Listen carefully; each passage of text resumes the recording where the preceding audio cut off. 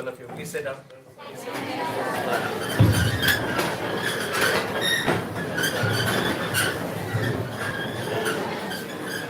Please take your seat till the dignitaries are coming.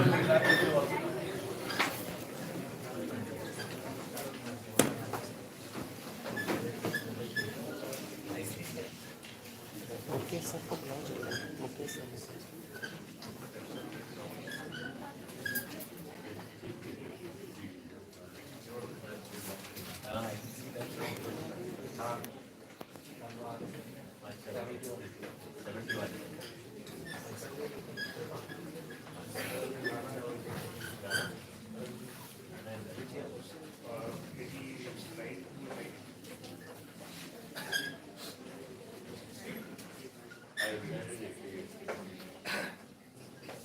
Nice to see you.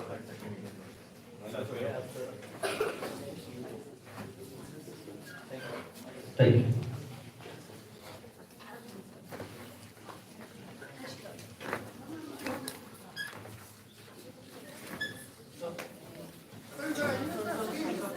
Please, sir. Commander Manish, blessing also us. All the dignitaries have gathered. Everyone, please. All the dignitaries have gathered here. We are very fortunate today that we have the galaxy of eminent dignitaries in front of us. Why we have gathered, you all know. Before the inception of any function, we seek blessings from the divine, the fifth Purush. So, following their humble petition, I humbly request Honorable President and Secretary Sir, Principal Sir, to escort the dignitaries for the ceremonial land planting and on the floor of tribute to our founding father, late Pandit Mishra. Sir, please. Commander Mishra also. Please, sir. Principal Sir, please. Seeking the ceremonial blessings from the divine and the Purush.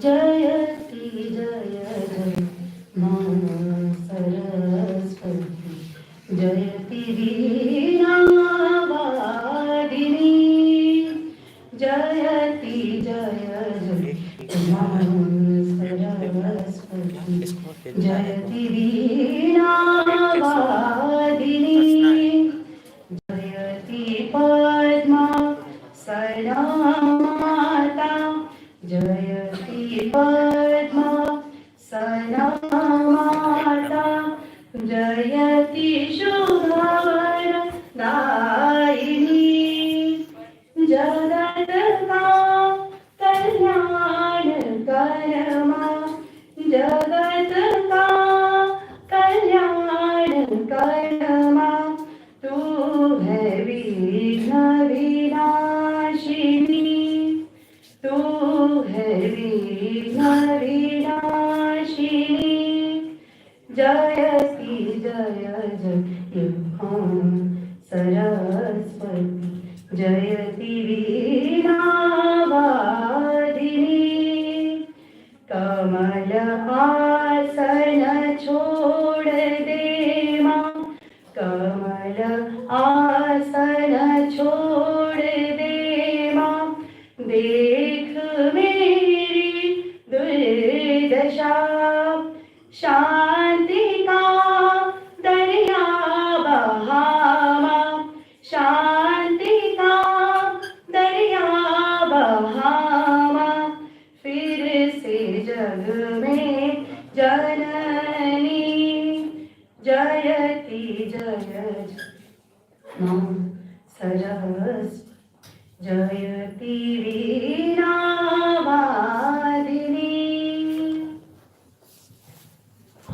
Thank you, ma'am, for rendering such very divine shlok for Ma Saraswati. We all seek guidance from the divine and the Pitha Purush, and moving further after the ceremonial land planting. It is indeed a privilege, honor, and one of the best moments of my life are standing there in dance. That I have to do the ceremonial about the guest. I feel so minuscule and humble to say something about this enriched personality, but yes, to proceeding has to be followed. Vice Admiral Biswajit Dasgupta retired. Huge round of applause for the gentleman over here who is gracing the occasion today. For 38 years in the Indian Navy, more than 15 years in senior apex leadership positions, efficient in defense, strategic affairs and management. He has represented the country at national and international forums. Possesses vast experience in maritime operations, human resource management, training, change management and education. Has spoken widely to varied audiences on maritime affairs, national security leadership. Honored by the President of India with 4 prestigious Distinguished Services Awards, namely Param Vishesh Seva Medal, Ati Vishesh Seva Medal, Yuddh Vishesh Seva Medal, Vishesh Seva Medal. Was Commander-in-Chief of the Indian Navy Eastern Naval Command, the Bay of Bengal, very strategically, from 1st December 2021 to 31st July 2023. Currently writing and speaking on national and maritime security issues. Visiting speaker at Institutes of Eminence and Emeritus Faculty at Rashtriya Raksha University, Gandhinagar. Subject matter expert on various maritime, military and leadership subjects at the Naval War College, Goa.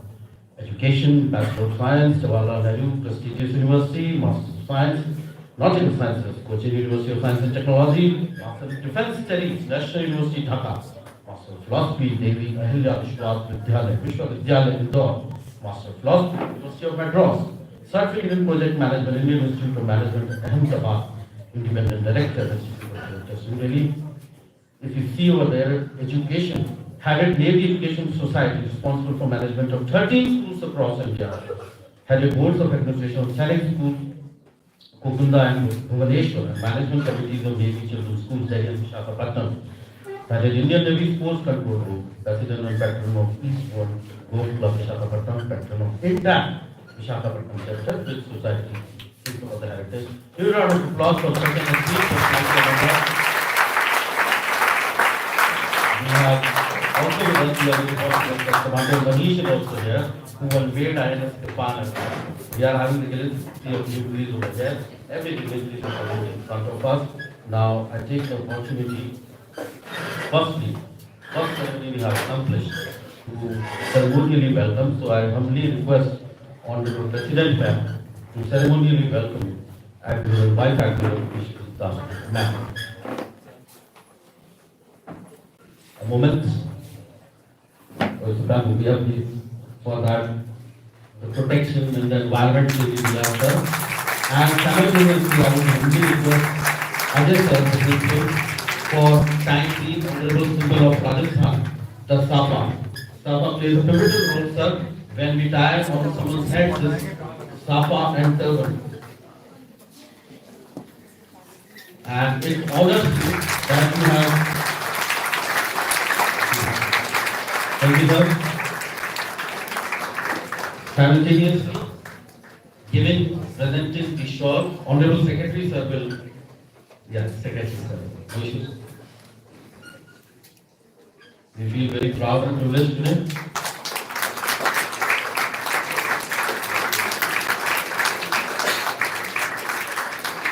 Thank you very much. If the photographer can come again, I thank you. Now, following this, I humbly request our President and Neha ma'am for the ceremonial business. Please. We are very privileged and honored indeed to have you with us, ma'am. Presenting this bamboo.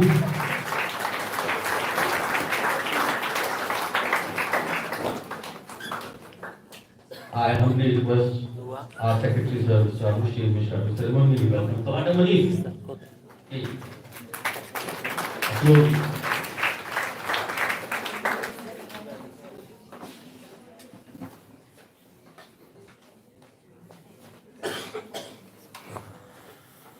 Commander, please.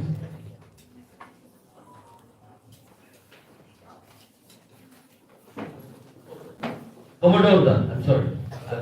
In the order. Commodore, Secretary, sir, will also do.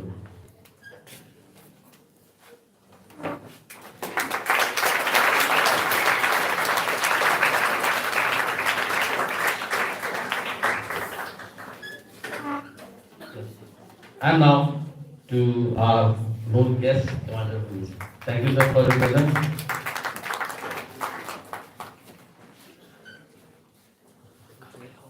Thank you. Now I humbly request Honorable Principal, sir, to welcome our President.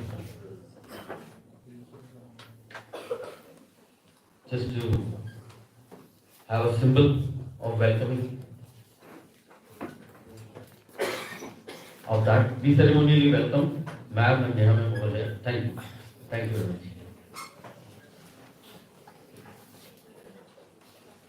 So, this welcome and everything we have done, the ceremony, traditional ceremony we have done. Now for the official welcome of all the dignitaries to speaking out emotions and what she's feeling. I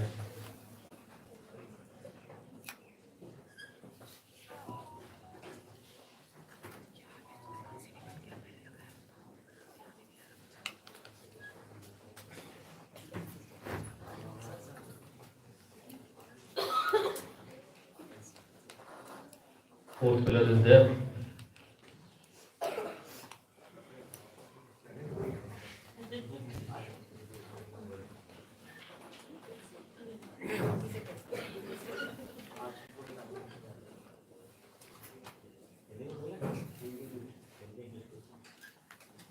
So I am very pleased to be here at Central Academy Educating Society Ajmer. And it is a great privilege for me and a great opportunity for me to interact with the students and the faculty of this institution. It is always my endeavor to try and speak to the younger generation and share the benefit of whatever experience I have in my life. And I'm very grateful, thankful, I congratulate the Central Academy for doing a wonderful job in grooming the young people of this generation so that they can take on responsibility in the future. Very, very happy.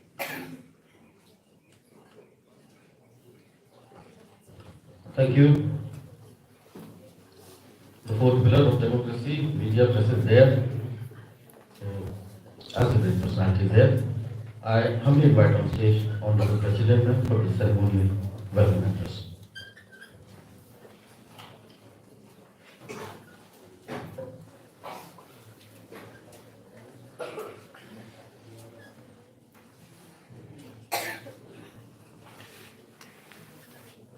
Good morning, ladies and gentlemen.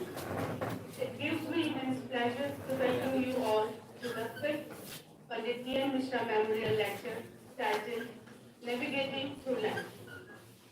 This annual lecture stands as a tribute to the visionary late Pandit Mishra, whose principles and values continue to inspire us today. It is truly an honor to have with us today Vice Admiral Biswajit Dasgupta, a distinguished leader and a stalwart of the Indian Navy, whose exemplary service to our nation has been nothing short of inspiring. Sir, we are deeply grateful for your presence here to deliver the Pandit Mishra Memorial Lecture. Your decades of services to the nation, your leadership in safeguarding our seas, and your ability to navigate through challenges with unwavering resolve have made you a role model for generations. Beyond the accolades and achievements, you embody the values of courage, discipline, and integrity, qualities that resonate deeply with this lecture's vision. We are equally delighted to welcome Mr. Sarvani Dasgupta, whose gracious presence adds a sense of warmth and dignity to this gathering. A very special welcome to Commander Manish Singh, Commanding Officer of 2 Raj Naval NCC Unit, and Mr. Singh, whose support and presence we deeply appreciate. I also welcome the Armed Forces veterans in the audience today. Thank you for giving us the opportunity to host you all. I would also like to acknowledge the presence of the members and cadets of the 2 Raj Naval NCC unit seated among us today. Your enthusiasm and commitment reflect the values we cherish and aim to uphold through events like these. To our esteemed guests, dignitaries, colleagues, and students gathered here, thank you for your gracing this occasion with your presence. It is moments like these that enrich our collective journey of learning and growth. The theme of today's lecture, Navigating Through Life, resonates deeply with the journey of leadership and perseverance, qualities that Vice Admiral Dasgupta exemplified so magnificently. Sir, we look forward to your words of wisdom, which I'm certain will ignite minds, inspire hearts, and provide direction to all of us, especially the young learners gathered here. Once again, on behalf of the Central Academy Education Society, I extend a warm and heartfelt welcome to Vice Admiral Biswajit Dasgupta, our esteemed guest, and all of you present here today. Thank you.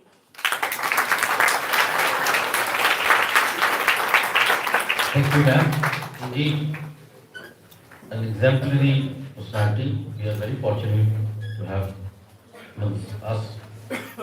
And what will be the true reflection in the spirit of an institution or a school is reflected through the singing of the school song. Present in front of you from our music band, the school song.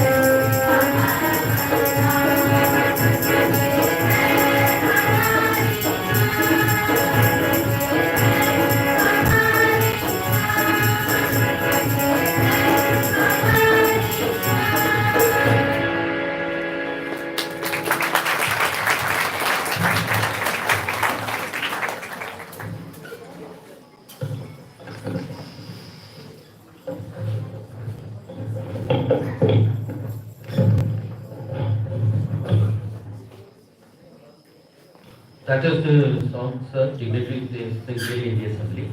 This was our band, school band. That reflects the spirit of Central Academy. Ye hai hamari shaan. Now, for enlightening us further about the lecture, about the great man's legacy, I will humbly request Principal Sir, Mr. Ajmer, for sharing.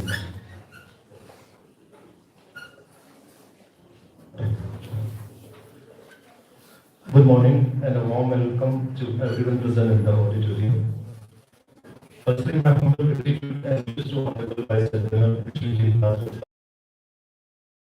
Humble greetings and wishes to warm welcome and Commander and Treasurermen and all the dignitaries. A warm welcome to all this on this special occasion. I feel humble and blessed to be given the opportunity, and I feel honored to enlighten the audience about late Pandit T. N. Mishra, his great legacy, institution, and specifically about Pandit T. N. Mishra Memorial Lecture Series. A memorial lecture humble tribute to a personality par excellence, the founding father of Central Academy Education Society, our Janak, as they say in Hindi, Pandit T. N. Mishra. The inception is always humble, but the accomplishment is greater and larger, which aptly justifies the life journey of this great man. Born in the village of Bhatnipar in UP, a man so PDS determined, challenged himself and began his journey towards achieving his goal. This young man's vision is what we are living on this day. A vision of social welfare pursued through the dissemination of education. He believed firmly that education must make a child a good human being, first and foremost, and then a worthy scholar. Such beliefs and thoughts become the foundation over which the Central Academy chains of school was laid. With this unflinching confidence and determination, the first Central Academy was established in 1973 at Jaipur. After this, the man of sheer resolve, our founder, never looked back. The small sapling sown by him grew and blossomed and has become today a tall and mighty tree, nourishing all who have come to it. Today, this organization provides education more than 1 lakh students, work to thousands of people throughout 100 schools it has realized into. If he wanted, he could have progressed into many other ventures, but his duty, values, and profound beliefs of service of society made sure that he gave his blood and sweat towards imparting education to the masses. He believed that the kind of nobility, benevolence, patriotism, and service necessary in education is now as a thought that reverberates throughout the ethos of our culture and heritage. This was the persona of our founder, a humble yet powerful identity, a beautiful mix that is reserved for only the greats. Throughout the course of this journey, he laid foundation of another tree, which he founded Central Academy Ajmer in 1988. That plant has stood tall in its own right with the strong roots of our founder, Pandit T. N. Mishra, and the able nurturing by our beloved President Dr. Shobha Mishra. This union has created an organization so strong that it has carved an invaluable niche for itself and has marched on with the vision and mission of our founding father. Today, we represent 4 ever-evolving branches of this tree with Central Academy Ajmer, Central Academy Kekadi, Central Academy Teachers Training College, and Central Academy Institute of Higher Education, which today is playing its part in carrying on the legacy. Every year we organize on this solemn day lecture in memory of great visionary. We have invited renowned academicians, politicians, personalities, scientists, social workers, who their immense knowledge and vast experience have enlightened us. But T. N. Mishra was truly our guiding lamp. And now he is shining as a bright star leading up into the future, a future that we are and we will carve through his philosophy. No quantum of words nor an amount of reverence can perfectly encapsulate the greatness that a man was. But through our small expressions, we pay our sincere respect to you, and in his hallowed name, today we set for the inaugural Pandit T. N. Mishra lecture. May you bless us in our endeavors. Thank you. Thank you, sir. Thank you, sir, for the words paying legacy and the tribute. Now, before the lecture commences, let's have a quick review of the naval history from Harappan civilization to the modern era. Navy has played a pivotal role. Why the Chols were successful, not Cholas, it's the colonial word. Chols were successful because they had a strong army. Why the Marathas were successful? They had a strong navy. So navy plays, the naval power plays a supreme role. Over there in the Chola Empire, that's why they conquered till the Rajendra dynasty over Srivijaya Empire.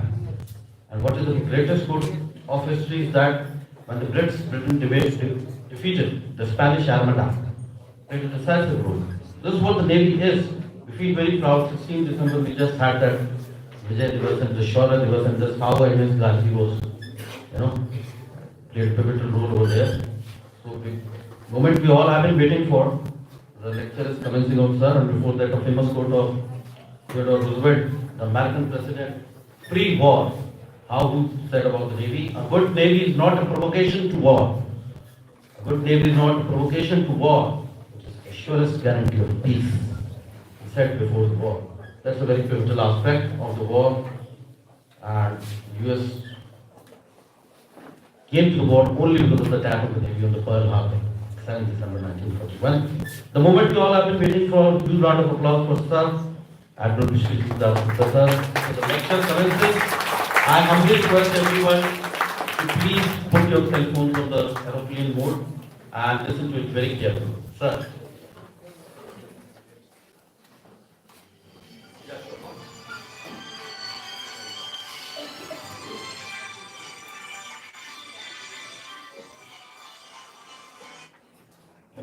Again request, please everyone put your cell phones on the aeroplane mode.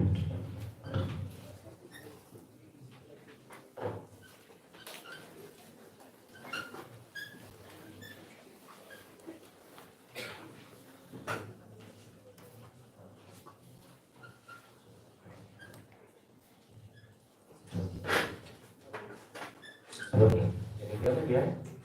Yes, sir. Can you hear me? Good. Is there some echo? Extra echo? Fine.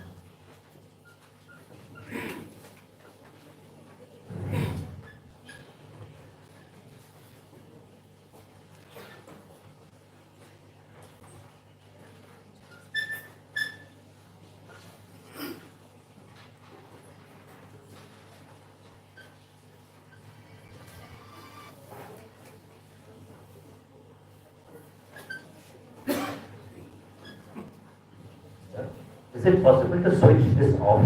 Yeah. See the slide better.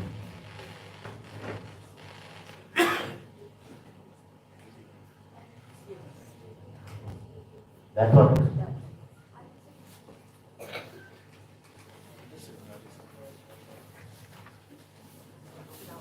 Can you see the slide behind? Can you read what's written on the slide? Not a very loud yes.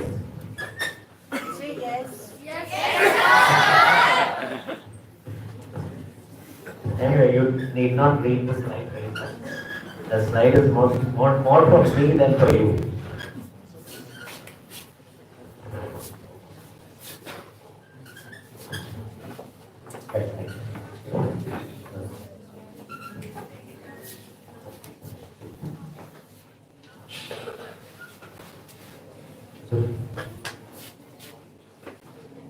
So, good morning, everybody.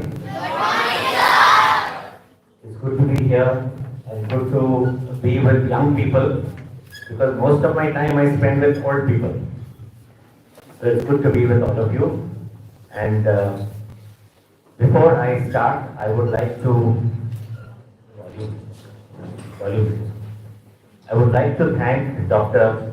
Shobha Suman Mishra, President of the Society, for inviting me here and giving me this wonderful opportunity. I would also like to thank Neha and Arush for their great efforts at facilitating my visit and everything else they've taken care of the last decade. The principal, vice principal, staff, students of Central Academy, CO and cadets of the 2nd Rajasthan Naval Unit NCC, distinguished invitees, dear veterans, and ladies and gentlemen. It is a great feeling to be here. for a memorial lecture which is in memory of your founder. And from what little I have read on the internet about your founder, he was a person with a great vision and a great passion for education. And these are the two things that we must always think about it a bit. Because education is something which is much wider than what you study in school. It has been said that don't let schooling interfere with your education. Because there's a lot more to education than just what you learn from your books. And therefore, a lecture of this nature is basically an effort at enhancing your scope of the education. Secondly, it's about vision. Vision is something which is broad, right? There is something we have sight and we have vision. We have an opinion and we have a vision. So it is also said that don't let your opinions obstruct your vision. Right? So education and the vision, these are two things that were very dear to your founder and they are also very dear to me. So I am glad to be here, and before I start, let me first tell you that my talk is aimed at you children. It is not aimed for the first 2 or 3 benches because many of them perhaps know much more than I do. It is aimed at you people sitting behind, and therefore I have tried to keep it very simple. I will tell you some stories, and at your stage, you are in class 9, 10, 11. Some of you are on the threshold of starting a career. So there are a lot of things that I would like to share with you. But the difficulty in a talk like this is that when you are talking to young people, you tend to preach. You tend to say that, ye karna chahiye, wo karna chahiye, please do this, please don't do this. So I will try not to do that. So what I will do is, I will paint a broad picture of where you people stand and introduce a few concepts, a few attitudes which might help you to negotiate your life as you go on in years. So I am not going to give you any magic formula for success. I will only tell you what I think I have learned over the last 40-45 years in my working life and try to see whether that is of any use to you.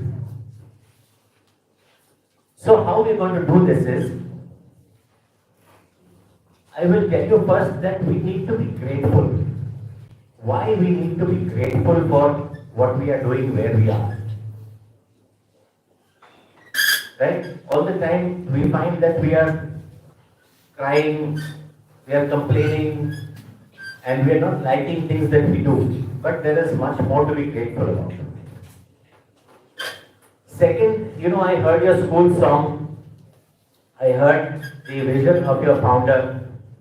And it is all about working for the country. It's about working for your nation. And therefore, I will tell you, all of you, what you must understand by being an Indian, a nationalist Indian. All of you are Indians? Yes, no? Yes. So, I will try to tell you what it means to be an Indian. Because that is the core of nationalism. You have to work for the country, you must know what it is to be an Indian. Then I will touch upon what you might expect in the future. The future is very uncertain. Why it is uncertain? I will try to tell you why the future is uncertain. Then, all of us think that we are going to be successful in life. If I become an engineer, I will be successful. If I become a doctor, I will be successful. If I make a lot of money, I will be successful. If I buy a Mercedes car, I will be successful. So I will try to give you some insights into what might constitute success or failure for you.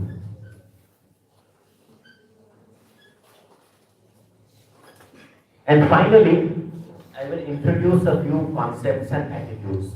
I am not going to tell you what to do, how to do it. I am only going to tell you that these are certain things which you might like to keep in mind as you move into the future. Okay, now why we must be grateful? If you see this visual, the top is about men and the bottom line is about women. These are about 15% of Indian men and 10% of Indian women complete a higher education. As far as people sitting there in the audience, all of you will complete a higher education. That means you are in that 10 and 15% bracket of the Indian population that is fortunate enough to complete a higher education. That is the first reason why we should be grateful. The number of people who drop out of schools in primary, secondary, subsequently, because they don't have money, because they have to work, or because simply the environment is not good, is phenomenal in a country like India. So you people are the very, very fortunate lot that all of you are going to be masters and PhDs and professionals in a few years from now. Many more reasons why we should be grateful.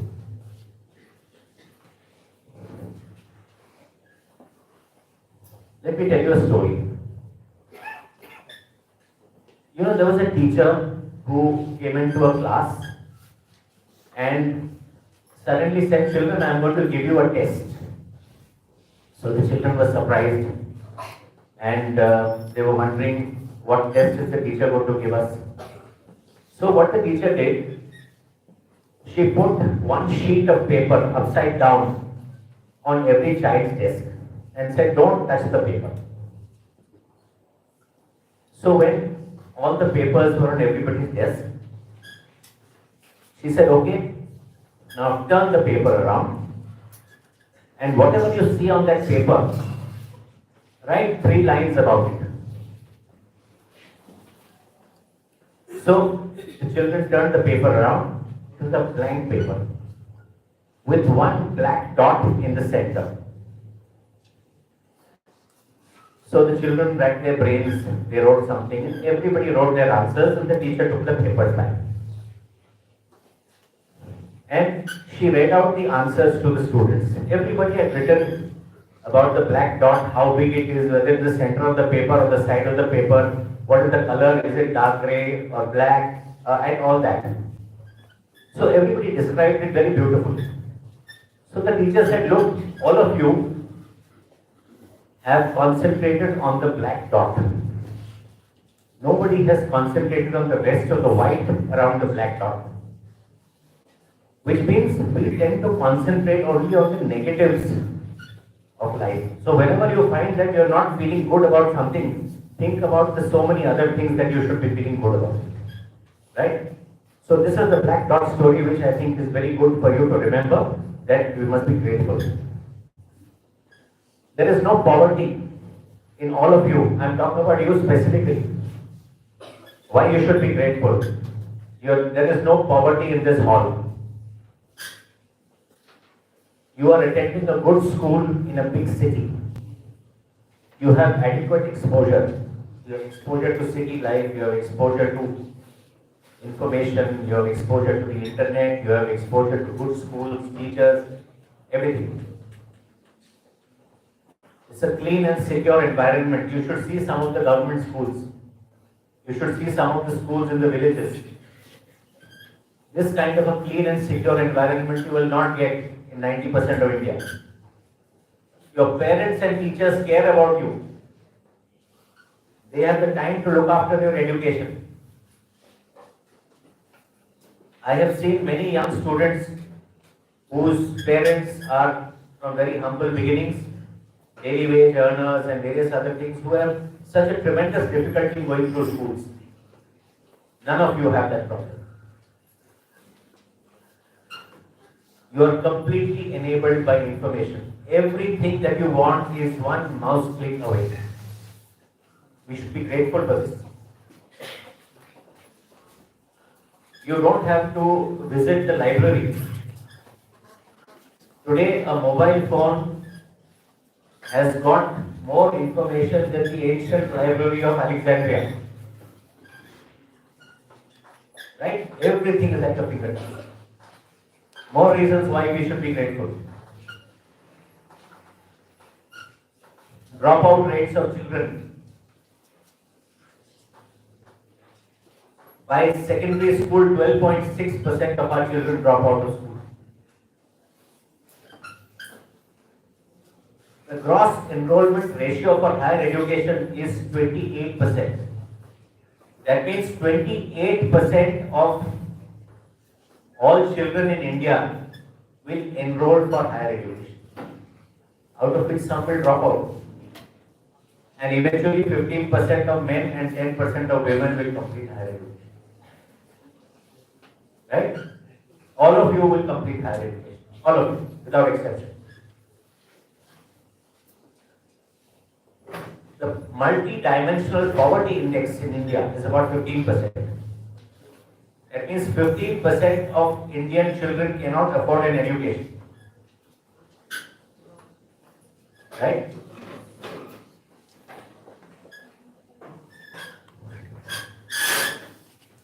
The mean years of schooling, that means on an average, a child in India completes 6.57 years of school. All of you have crossed 10, and you will cross another, what knows how many more. 50% of Indian children have no access to quality education after primary school. And you are perhaps studying in one of the better schools in the country. The youth unemployment ratio is about 16%. That means 16% of our youth do not have jobs. It is unlikely to happen to any of you. You will be in the remaining 85%. Right? So many reasons for us to be grateful.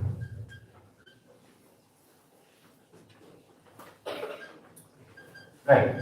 So, firstly, let's be grateful. Now, let me tell you something about what we should understand by nationalism. Nationalism means being an Indian. Okay, I will tell you with examples so that you understand. So, you must be studying in your civics and history and geography books. We talk about nation, we talk about state, we talk about country, isn't it? Sometimes we use the terms interchangeably. We call India a nation, we call India a state, we call India a country. Do you know the difference between the three? There has to be a difference, otherwise why are we calling it by different names, right? So, a nation is a body of people, right? You and me, it's a body of Indians who have had a common past and share a vision of a common future, right? We are all Indians. We know that we have had independence struggle, we have had Raja Ram Mohan Roy, we have Dr. Radhakrishnan, we had various other things, we fought the 71 war, all that. And we have a vision of a common future. All of us want Amrit Kal. We want Atmanirbhar Bharat. We want India to become a developed nation, isn't it? So, this is a body of people that is called a nation. Right? So, if this is a body of people that's called a nation, what is the state? In the natural condition, human beings, if you leave them in the natural condition, chaos will prevail. Right? That is the state of nature. The state of nature is chaotic. That means if you don't have rules and regulations, we'll fight with each other and we'll kill each other. Or we'll do something very silly. Therefore, a state is a number of mechanisms which tries to create order in the chaos. That means you have a government, you have a judiciary, you have laws, you have a constitution, you have schools, you have various education systems, you have a prison, you have... So, it is trying to create order in the chaos. So, if there is no state mechanism, the human race will degenerate into chaos. That is why it's called a state. So, when you call India, sometimes you call it nation, sometimes you call it a state, sometimes you call it a nation state. India is a nation state. What does it mean? We are a group of people who have a common outlook. We are governed by common laws. The nation.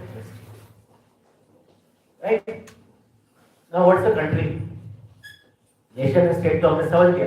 Country क्या है? A country is a geographical entity of borders. Right? So next time when you talk to people about nation, state, country, understand the difference. It will create a lot of clarity in your mind. कि हम क्या बोल रहे हैं? Okay. Now, I am coming to nationalism slowly, right? So, the human beings, have been in this world for about 2 million years. And about 70,000 years ago onwards, we became hunters and gatherers. That means we used to hunt for our food, we used to gather our weeds and all that, and fruits and all that, and we used to eat, to survive. It is only about 10,000 years or so since the agricultural revolution happened, which means we started growing our food, we started domesticating animals. गाय बांधना शुरू कर दिया हमने घर में, कुत्ते पालने शुरू कर दिया हमने. We started taking wild weeds from the jungle and we started growing it as our khana. That was the agricultural revolution. When that happened, something happened along with it. What happened along with it? People came together and started settling down in one place. Earlier, people used to move around. Now you settle. When you settle down, you become a family, you become a tribe, you became a clan, you became a city, and you kept growing. You became a country. Today, we are a country with huge landmass, with huge water areas, 1.45 billion people. It started with a family or a tribe or a village. Right? Today, we are a nation of 1.45 billion. So what? So countries and large cities came about. We were speaking in the morning that Ajmer has got a population of 10 lakh. Delhi and Bombay have got a population of 20 million, 30 million. That's the kind of population we have in our cities.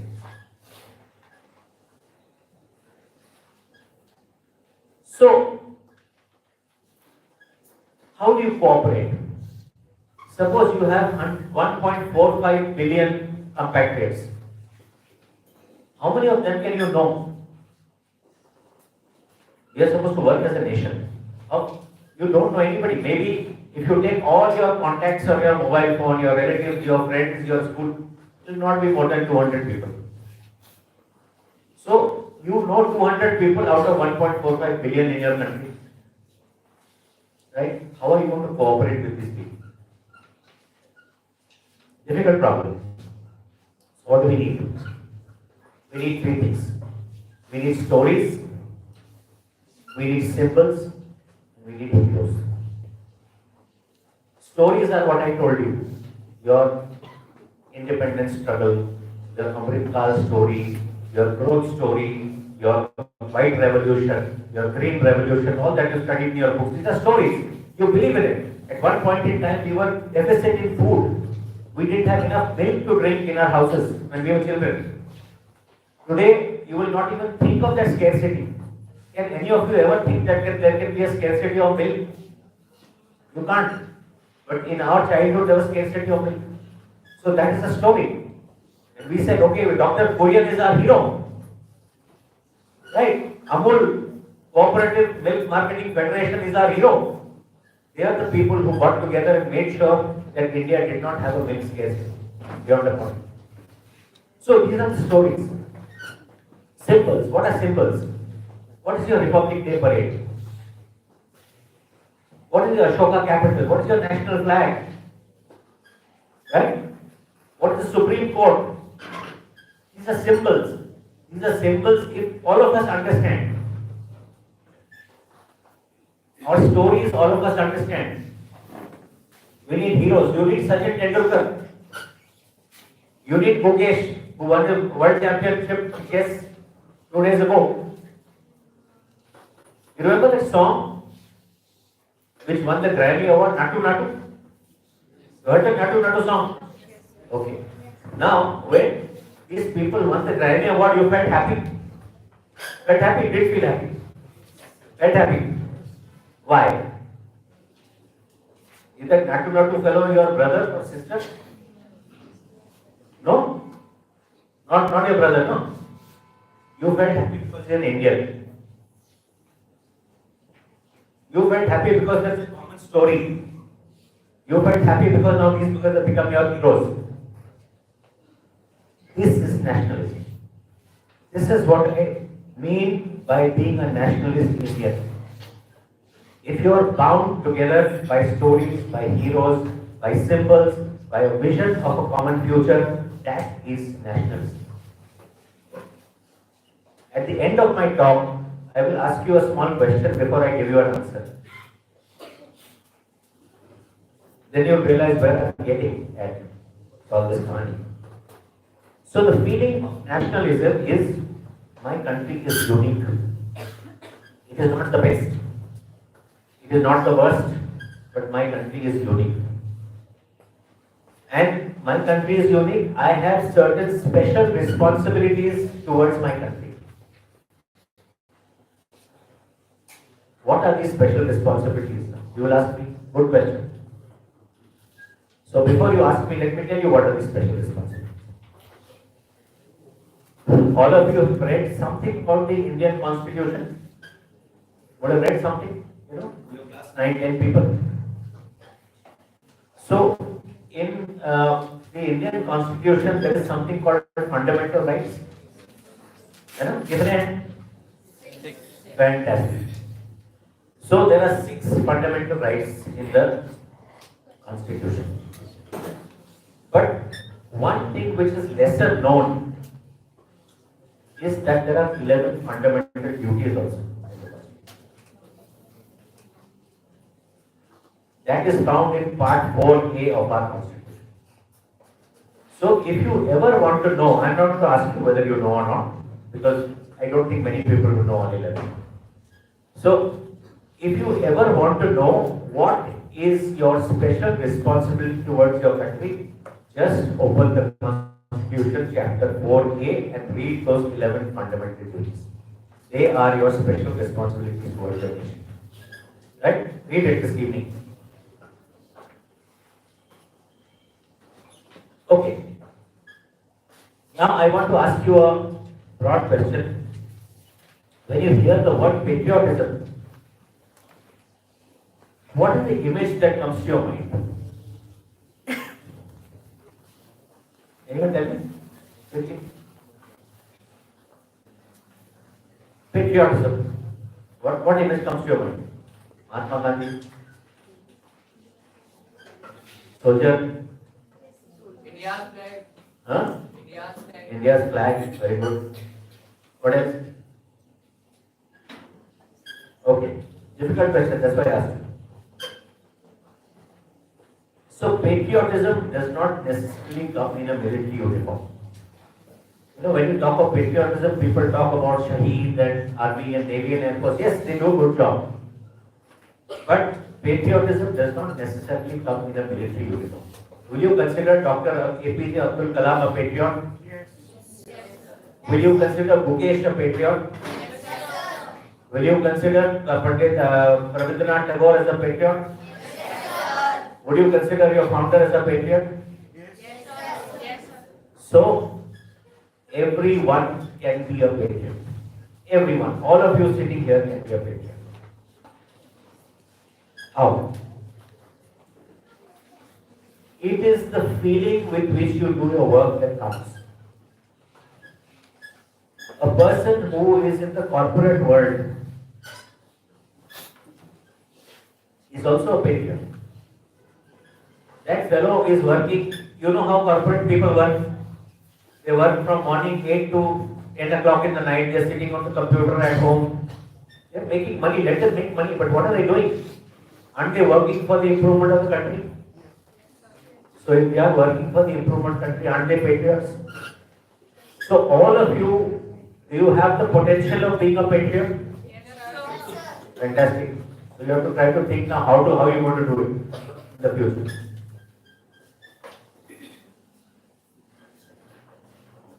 So the investment in a shared vision, we have a vision for the future, you have to work towards it. Now I'll come to this again at the end of the lecture. See, shouting slogans, hoisting national flag, saying, Jai Hind and Jai Bharat is not good enough. It's all right. It's all right to, garner support and feel good about life. But eventually it is your work that counts. How you are going to contribute to the growth of the nation, how you contribute to the growth of society, how you are going to look after your family, how are they going to be good citizens in the future, that is what we say.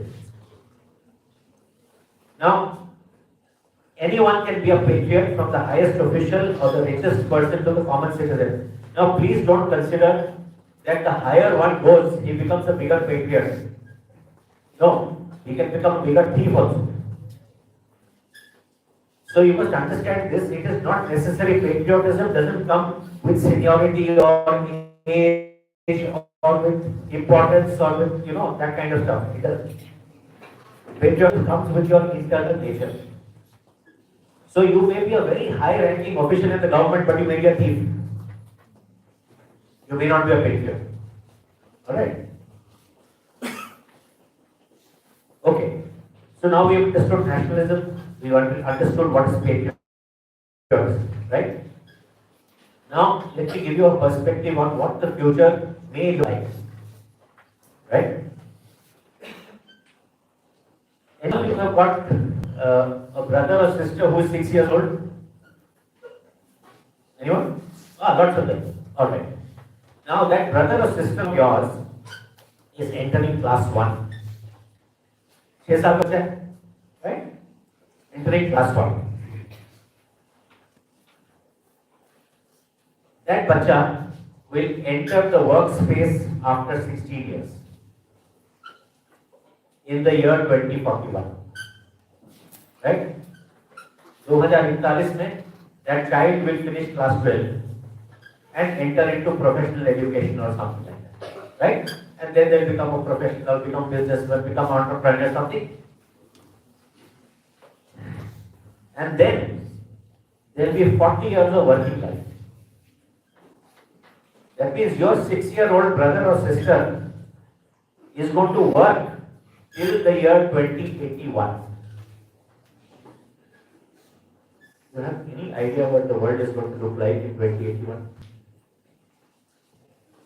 I have no idea that the world is going to look like this 10 years back. Right? So it is a very uncertain future. We do not know what is going to happen tomorrow.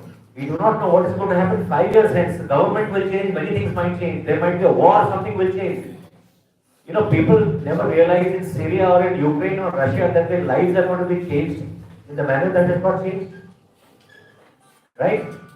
So, we are heading towards a very uncertain future. Even if you know what's happening, pretty stable. India is a pretty stable country.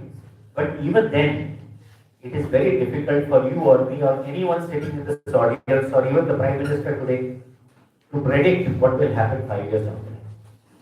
They can make promises, but whether it will happen or not, even the poor Prime Minister doesn't know. So we have no idea. And therefore, how are we so sure that the knowledge that you are gaining over here will not be obsolete in 5 years' time? हम अपना mark पीट के we get into engineering college and we do something and we do some professional education, 5 years later it will be obsolete. At the pace technology is going, all of us will become obsolete at some point in time. I have already become obsolete. You people will also become obsolete in some time. So you must realize that we are moving at a pace towards an uncertain future where our current skills may not suffice. You may have to keep upskilling yourself. So a broad-based education is important. Even if you are a professional engineer or an accountant, you must have a broad knowledge of everything else. So that in case you have to make a switch at any point in time, you must have that broad-based understanding of things. That is education. That is beyond schooling. That is what I was trying to tell you with my opening remarks. That don't confuse schooling with education. Alright? Try to read more. Try to see more good programs on television. Try to hear a little more wisdom from your elders or your parents or your teachers. That is education. Talk to foreigners, go abroad, travel if you can. That is education. So continuous and contemporary skilling will be necessary. So today, artificial intelligence has become the buzzword. All engineers and technology people are very worried about artificial intelligence. So what is the best thing to do? Learn about it. Isn't it? Rather than sitting at home and saying, oh, I don't know anything, might as well learn about it so that when, life comes to you to say that what do you know about AI, you will know something. Right? Right. Now I have given you all this gyan. You people are youth. What is your responsibility?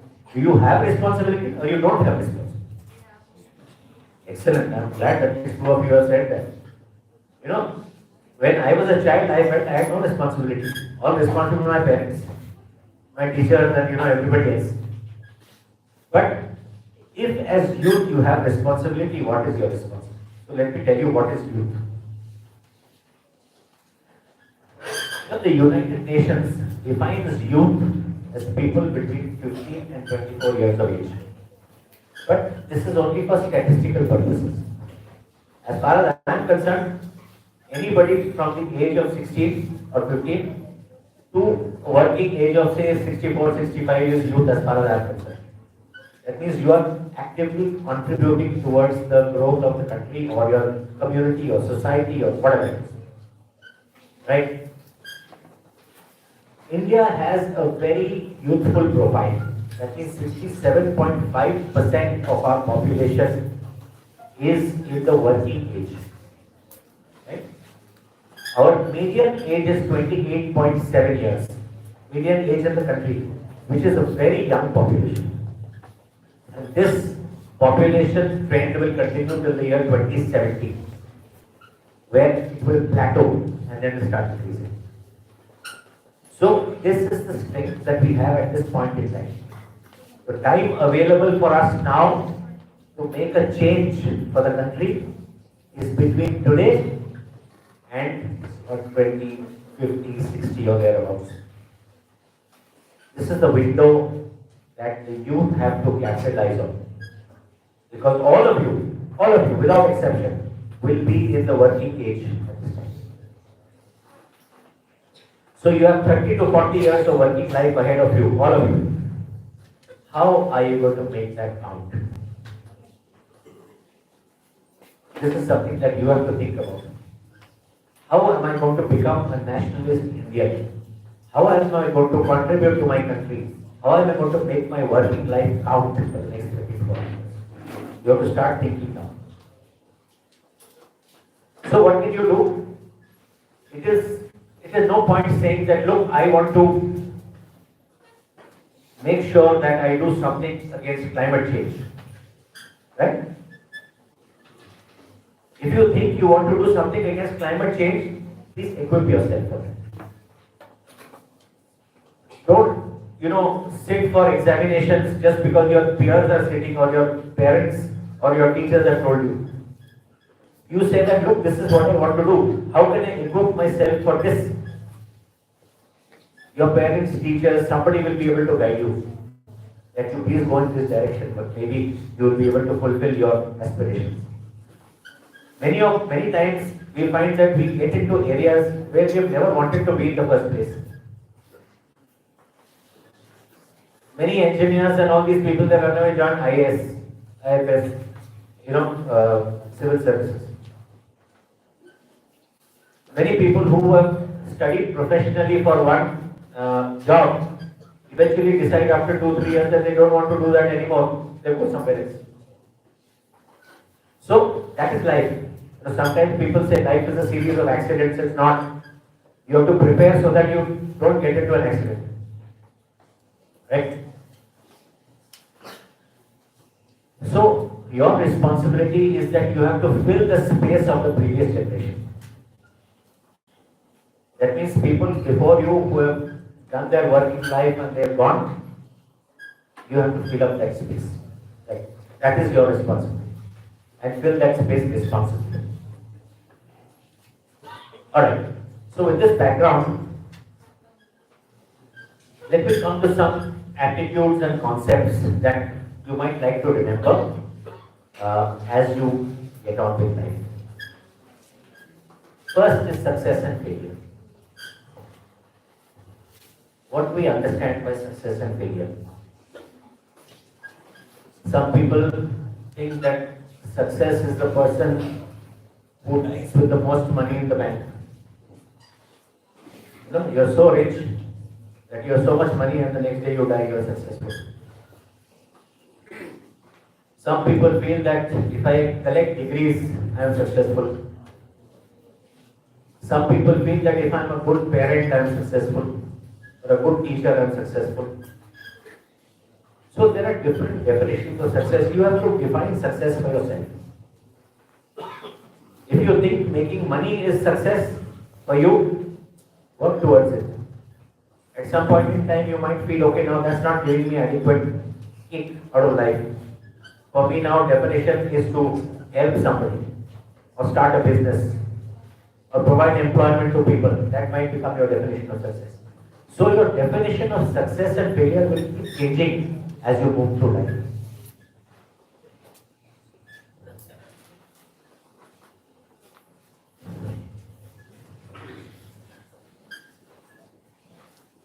And success and failure are never final. You must remember, there are many people who have been considered failures at some point in time in their lives. But eventually they became very successful people. If you read in the books or on the net, Edison invented the light bulb. That was his 1000th experiment. It failed 999 times. The 1000th experiment was the light bulb, which revolutionized the world. So were those 999, were they failures actually? Or were they stepping stones to success? Right? So, everything is not a failure. Sachin Tendulkar is a class 10 pass out. Are you going to consider him failure? He's the god of cricket. So, success, no? So, definitions might change. Elvis Presley, have you heard of Elvis Presley? Elvis Presley, very famous singer of the 1950s and 60s. When he went first time for a music audition, the people who were taking the audition, it turned out to be one of the most famous singers in the world. So, success and failure, it doesn't mean if somebody tells you you're not good at this, you're not bad at this, you follow what is in your heart. Right?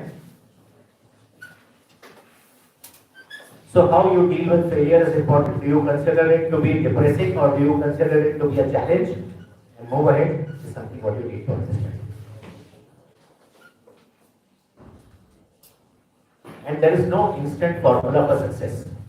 You have to work at it. Like I said, your idea of success will change with time, with maturity, when you get more inputs, when you become older, when you become more mature, you get more responsibility, your idea of success will change.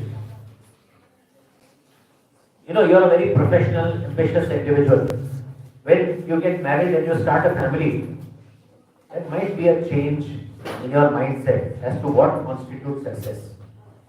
In addition to being a good professional, do I need to be a good father? Do I need to be a good husband? Do I need to be a good son or daughter to my parents? They also could matter. They could form a part of your success or failure matrix. Right? You may do well, you may not do well in your own assessment, but it will keep changing. The next concept or attitude that I want to suggest to you is do things for the right reason. Why are you pursuing an education? Why do you want to go abroad? Why do you want to sit for engineering entrance test? Why have you created an Instagram account? Because everybody else is doing so. Right? Because my parents said so. Because this is how it has always been done in our family. These are not the right reasons, not necessarily the right reasons. They could be. But whenever you try to do something, do a little bit of thinking yourself and see, are you doing this for the right reason? You will find an answer 90% of the time. If you are in doubt, you will ask somebody, they will give you some guidance. Hopefully they will give you the right guidance. Next concept is need versus greed. You know, Mahatma Gandhi had said something very good in his lifetime. He said the world has enough for everybody's need, but not for everybody's greed. And this is what we are seeing playing out in the world today. You know, if you ask me, every problem in this world, whether it is starting from families or societies or countries, between countries, every problem, the underlying reason is greed. Whether it is greed for money, it is greed for power, it is greed for recognition, whatever it is. But all the problems in this world are because of this one reason. How are you going to handle it? I don't know. Very difficult. So needs are minimal, greed is unsatiable. You will get something today, you will want something better tomorrow. You will get something better tomorrow, you will want something even better day after tomorrow.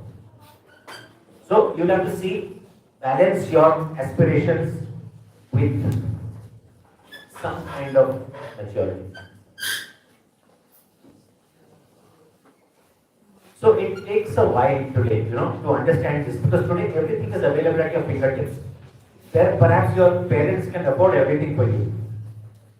Today you think of something, you order it on the net and you get it tomorrow. So, and often maybe you don't need it so badly, but you like to have it just for, Sometimes it's good to have kicks also, but most of the time it is to do with a little bit of greed. So this is what I said, greed for money, status, power, development, authority, material gains, all these are reasons for every conflict in every family, in every society, in every part of the world. You sit and think about why the president of Syria, Mr. Bashar al-Assad, had to run away from his country. Or you think why Russia and Ukraine had to go for war. It is some kind of greed. Whether it is greed for money, greed for power, whether it is greed for territory, that I want this territory, that territory. So it is some greed somewhere which is putting the world into chaos. Why do we have nuclear weapons? Greed for power. If I have nuclear weapons, I have power over my adversaries. Why are we having climate change problems? It's a greed for development. It's a greed for wealth. So this is something I think which is very, very difficult to balance. If you can balance it in your life, you can give yourself 10 out of 10.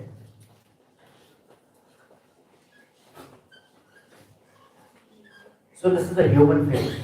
It cannot be corrected by anyone else but yourself, but ourselves, but myself. Right? So the finger has to be pointed towards yourself. So how do we start? We start talking about it in schools, at home, and various other things. They are the only people we listen to. Sometimes we listen to our parents, sometimes we don't, sometimes we listen to our teachers, many times we don't. But beyond that, we don't listen to anybody. So we start small. The next concept I want to introduce to you is the concept of ownership.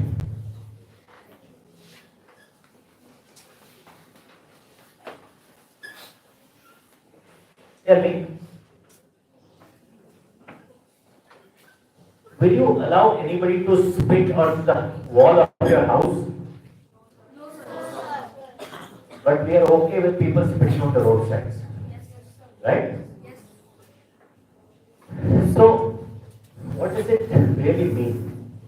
It means that we have taken ownership of our house, but we have not taken ownership of our society or our country or our city. Isn't it? I feel guilty about it because if I find somebody urinating on the wall or spitting on the roadside, I don't stop it. Because if I try to stop that fellow, he might, turn around and hit me or kill me with this kind of, the situation that is there in the country. But eventually it is a sense of ownership, a sense of collective ownership that the society must have. So start small. If you are in a position to do something about it, do something about it, conduct drives. If you are part of NCC or NSS or whatever it is, let these be your trust areas. There are many ways things can be.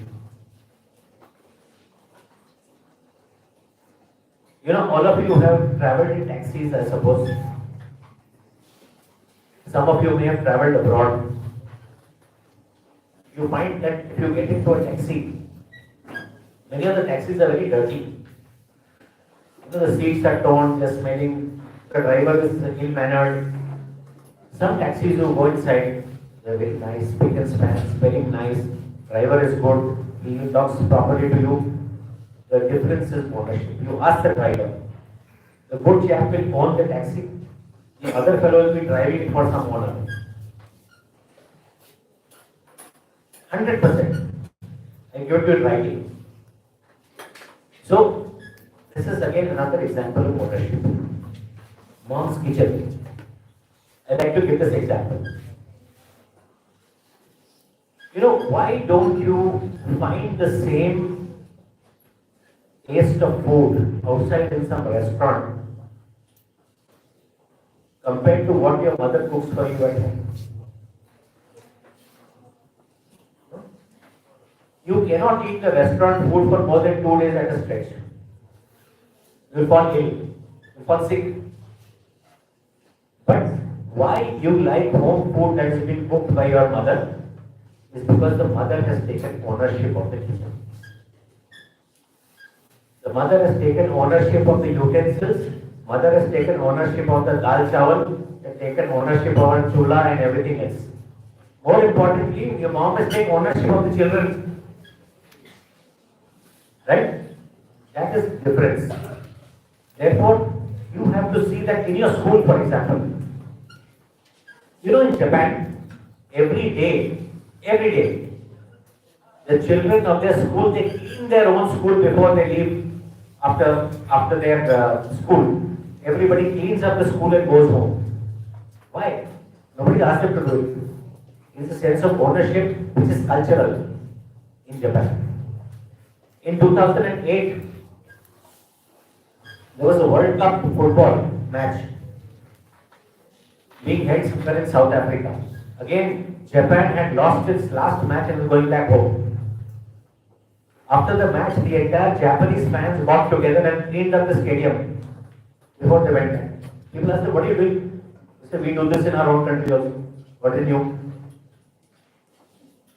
So that is the sense of ownership.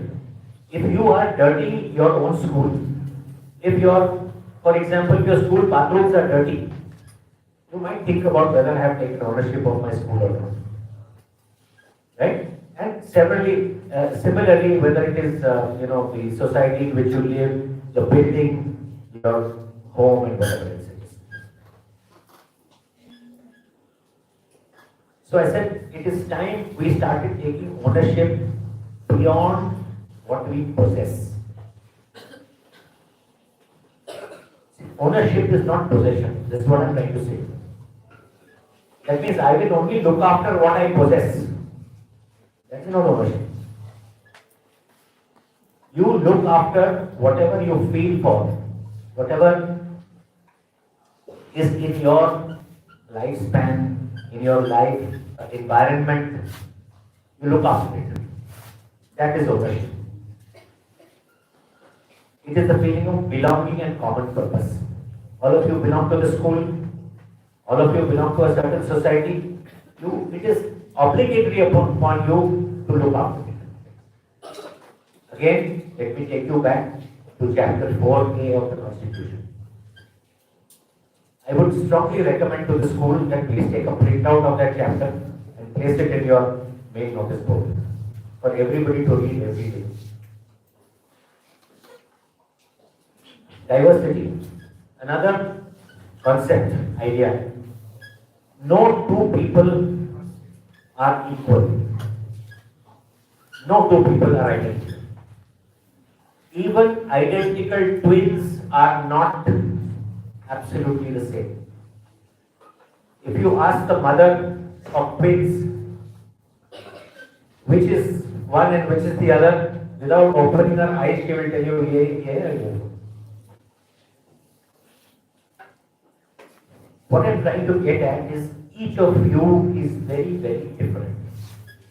And therefore, you need not do what everybody else is doing or what your friend is doing or what your neighbor is doing. One more story.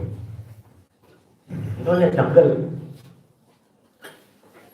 there was a monkey who was a teacher. I'm not asking any aspersions towards teachers. But the monkey was a teacher and that monkey had many students. One was giraffe, one was hippopotamus, one was the peacock. And the teacher gave the story, gave the test to the students, and I want to see who comes first. Please climb up this tree and come down. Do you think the giraffe could have climbed the tree ever? So, there is great diversity amongst ourselves. Our talents are different, our skill sets are different, our attitudes are different, our upbringing is different, our interests are different. And therefore, you cannot expect to be similar to anybody else in your class, in your society, in your neighborhood. Anyway. So what happens is, in our system of education, unfortunately it is changing with the NEP trying to make some amendments to our education policy. But what happens is we have a lot of standardized testing. And because we have standardized syllabi, standardized testing, it does not necessarily optimize the diversity among our people. The aim of these new education policies is trying to bring in much more liberal education, trying to bring in a lot more acceptance of diversity. That is one of the main aims of the NEP. Now let me tell you another story. This is called the ADHD story. All of you know what is ADHD? No? What is it called? Acute? No? Hyperactivity disorder. You have not heard of this? Okay. ADHD is what is that? Acute what is D? No, that's the second D. It is acute something which is basically disinterest or something. I'm forgetting the ADHD. Secondly, just have a look at it. So it is that and hyperactivity disorder. Basically, what happens is attention deficit. Sorry, attention deficit and hyperactivity disorder, which means that somebody is very fidgety. You know, from one thing to the other, not sitting in one place steadily, and doing all sorts of things lying around. So there was this little girl who the mother thought had ADHD. She was very fidgety, running around from here to there, dancing, getting onto the table, climbing down, and doing all sorts of things. So the mother was very, very upset. The mother took her to the psychiatrist and said, "Look, my daughter has got ADHD. Do something about it." So the doctor said, "Okay, come inside." They took the daughter, spoke to the daughter, and told the mother, "Please come out of the room with me. I have got something to discuss with you." And when the doctor left the room with the mother, he just switched on the music and went out. Closed the door, and from the peephole, the doctor showed the mother, "Take a look at your child." So when the music started playing, the girl broke into a dance. And she was dancing beautifully. So they watched her for some time, no hyperactivity, no jumping, no nothing. But she is dancing to the music very happily. So the doctor told the mother, "Your daughter doesn't have ADHD, she's a dancer." And this girl grew up to be one of the most celebrated choreographers in Europe. So each of us has got a different talent, and if you try to make an engineer out of a dancer, you're unlikely to succeed.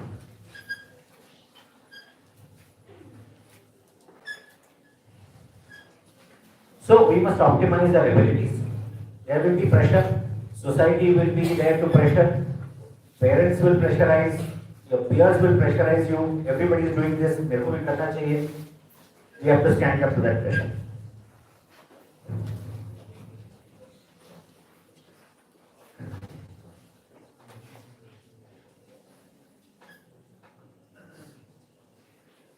Right. So now I come to another concept of creativity and talent. We all talk about this, but we must understand what it is. So what is the difference between creativity and talent? No, talent is an innate ability. That is, you're born with it. If you are a dancer, you are a dancer. If you are a singer, you are a singer. If somebody holds a gun to my head, I cannot dance. Today also. So if anybody at my childhood tried to make me a dancer, that person would have failed miserably. Right? Similarly, Shakuntala Devi, she had a way with numbers. Can you ever get that, teach that in school? It's a talent which she was born with, perhaps.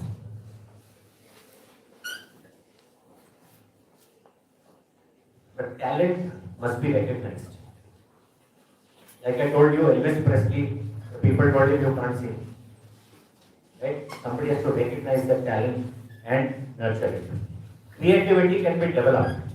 Now, all of us think that creativity is only possible by artists or people who roam around bare feet and carry jholas in their arms and all that.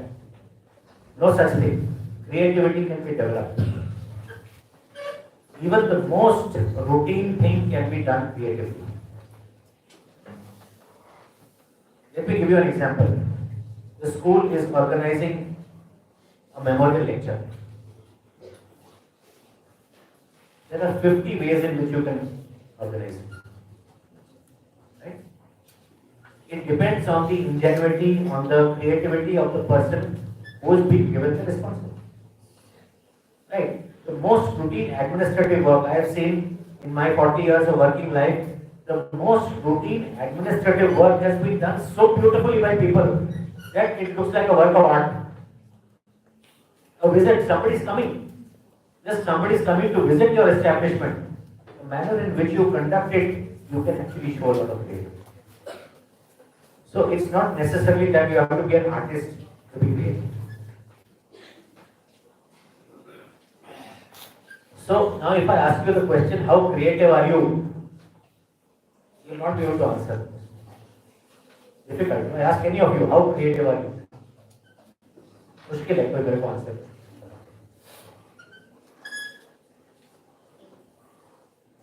But if I ask you, how are you creative? Maybe you'll be able to answer. Then you'll start thinking, what is it that I can do first? And then you'll start thinking, what is it that I can do different? How can I do it a little better?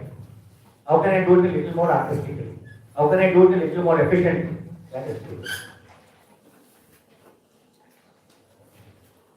Another very important concept that I want to suggest to you is competition and comparison. This is one of the biggest problems that all of us face in school life and college life. Like we have already agreed that each person is unique, right? We all agreed that each person is unique. Our abilities differ in different disciplines. Why is it important to come first? Is it so important to come first? Your abilities are different. You cannot come first. If you are so good, you will always come first.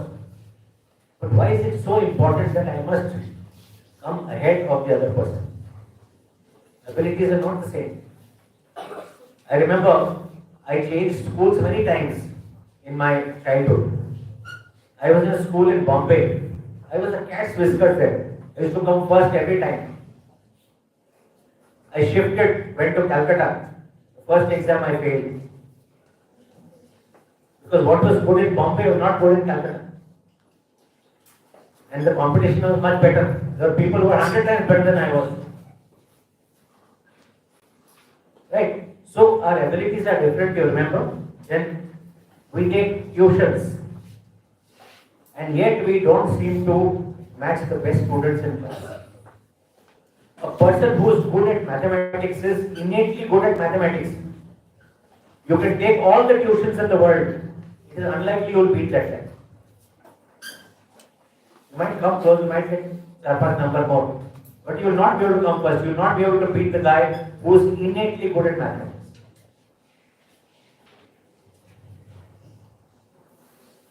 So do not compare with peers. Do not compare with past. What will you compare with? Compare with the possible. Is this the best that I could do? Can I do a little better? If I can do a little better, do I need a little help from somebody? Will somebody be able to help me? So you try to perform at the best of your ability. Don't try to perform at the best of your neighbor's ability. You may not be able to.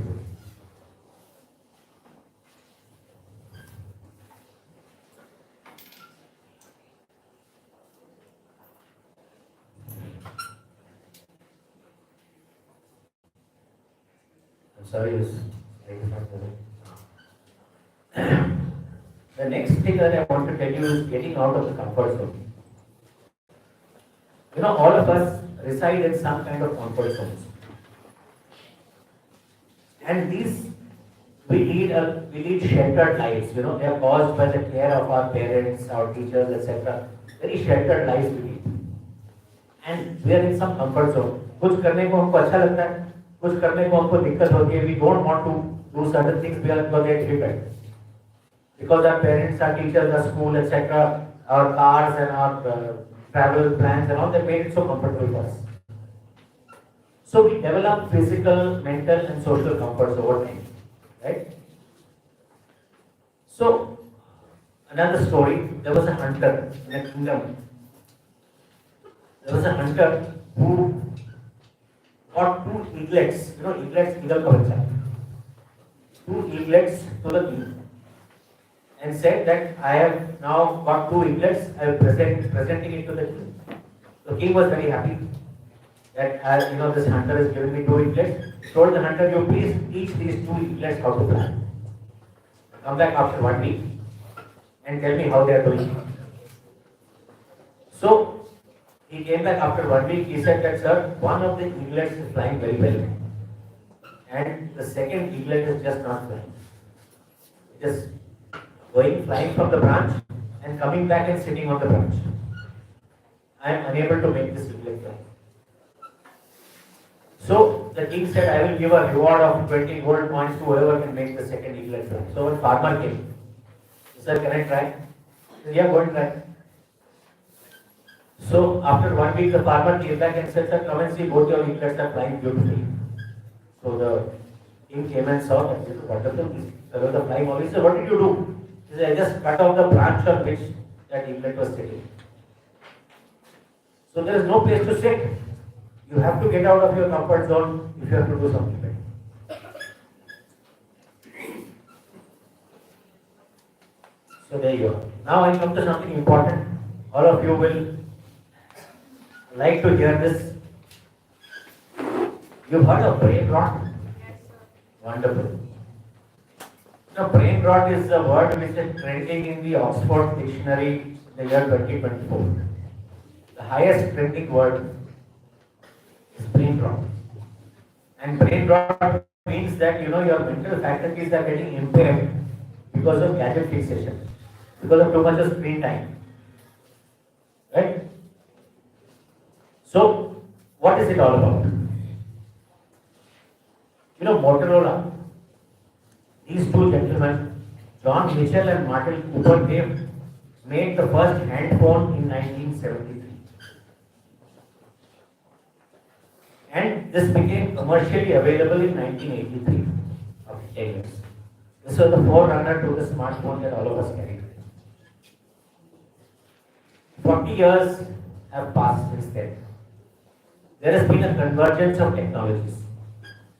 That means many technologies in the electronic sphere, in the communication sphere, have converged onto a small device which is 6 inches by 3 inches. Right? So why do we spend so much time on gadgets? Is it responsible use or is it addiction? Many people say blanket that use of mobile phones is bad, please throw it out. But I think we need to take a little more nuanced view on this. If you were to sit back and think, what is it that we do on mobile phones today? And why are we spending so much time on mobile phones? We talk to people, we send messages, we send videos, we watch movies, we do banking, we read magazines, we order food on Zomato. Everything, we even pay the subsidy mobile phone. So everything that you did by other means, today you are doing on the smartphone. So is it really very surprising that you are spending more time? May not be that surprising. The line to be drawn is, what is responsible use? Every age has had a gadget of its time. Like I said, when we were hunter-gatherers many thousand years ago, the gadget of our time was a stick. You had a stick to either kill an animal or to save yourself. You did not use the stick to hit a child on the head and injure him. The smartphone is the gadget of the day today. Like it or not, it is the gadget of the day today. So, what is important is responsible use. How much should you use? How much should you not use? Very addictive. The smartphone is responsible for release of a hormone called dopamine. Dopamine is released when you take drugs, when you smoke cigarettes, when you take alcohol. So it is as addictive as these nashas. So how do you handle drug abuse? How do you handle alcohol intake? How do you handle smoking? You do it under control, isn't it? If you don't do it under control, you're going to become a druggie, or you're going to become an alcoholic, or you're going to die of lung cancer. Similar thing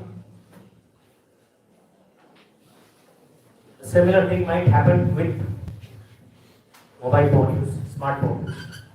So we have to run away from the smartphone. We have to use it responsibly. But there are certain things we can seriously avoid. For example, when you go to restaurants and you find 4 people sitting there and all 4 sitting on their mobile phones and not talking to each other, why go to the restaurant in the first place? Sit at home.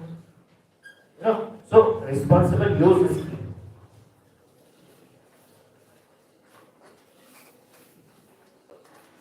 Now, one of the last points: stress, anxiety, and depression. All of us suffer from this. Do you get stressed watching movies? Stressed watching movies? Anybody? You get stressed when you're on a vacation? Why? Why not? Do you get stressed if you have to write exams? Yes. Deliver a speech? Dance? Why do you get stressed? Then you should get stressed also by watching a movie?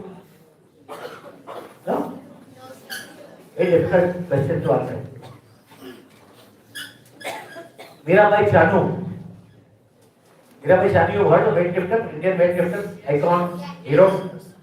Now she is lifting 200 kgs. Is she stressed? Right? She lifting 200 kgs by what? Twice your weight, 2.5 times your body weight. I'll be that stressed. So what causes stress? So independent of what you do, is how you do a thing that causes stress. If you're inspired, if you like to do something, it's unlikely to cause you stress. But if you're forced to do something, or you don't like to do something, हो सकता है. There were 3 stone breakers who were sitting and breaking stones. Okay, one after the other. And there's some construction going on this side. So there were tourists came and asked the first chap, what are you doing? This is a silly question you're asking. Can't you see I'm breaking stones, silly chap? You don't have any brains. Go. So he went to the second person, asked the same question, why are you breaking stones? You know what to do. I have a family of 4 to feed. I have to make money. It's the only job I have, and therefore I am breaking stones. Goes to the third person and asks him, why are you breaking stones? The third person says, I am building a temple. So it is the attitude with which you are breaking stones that counts. So the third person is unlikely to be stressed breaking stones, whereas the first person perhaps may be. And depression is an extreme form of stress or anxiety.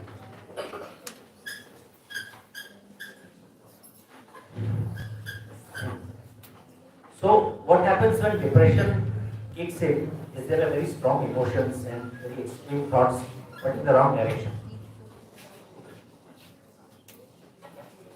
It can trigger extreme actions like suicide and substance abuse. It doesn't help anybody.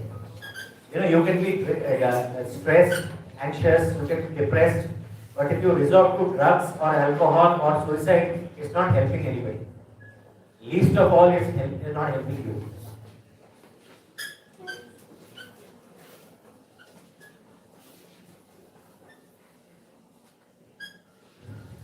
Yeah. So life is larger than the individual or one failure. If something happens to you, people will cry for 2 days and forget about you. Rest assured. Life will go on. The world will not come to an end because you are depressed. Right? So we have to be careful how you handle situations when you are stressed or depressed. Some individuals may need help, parents are there, teachers are there, psychologists are there, lots of help is available. So even if somebody is not feeling too good, feeling down, there is a way out. And breaking the problem into smaller parts is very important. So if you are stressed or anxious, it is very important to understand why. And if you break it down into smaller problems, maybe you will understand. Now another story. We are often asked to make binary choices. Is this good? Is this bad? Yes or no? Black or white? Hindu or Muslim? Okay? Believer, non-believer, engineering or medicine. They'll say, ये करना है कि वो करना है? 0, 1. Not everything in this world is binary. There could be many shades of grey in between. That means there are huge possibilities between the choice of 0 and 1. And that is something which we have to realize. A single choice is often a reason for conflict. If somebody tells you either you are with me or you are with the other camp, a sure short formula for a fight. So there can be middle paths, there can be many shades of grey in between.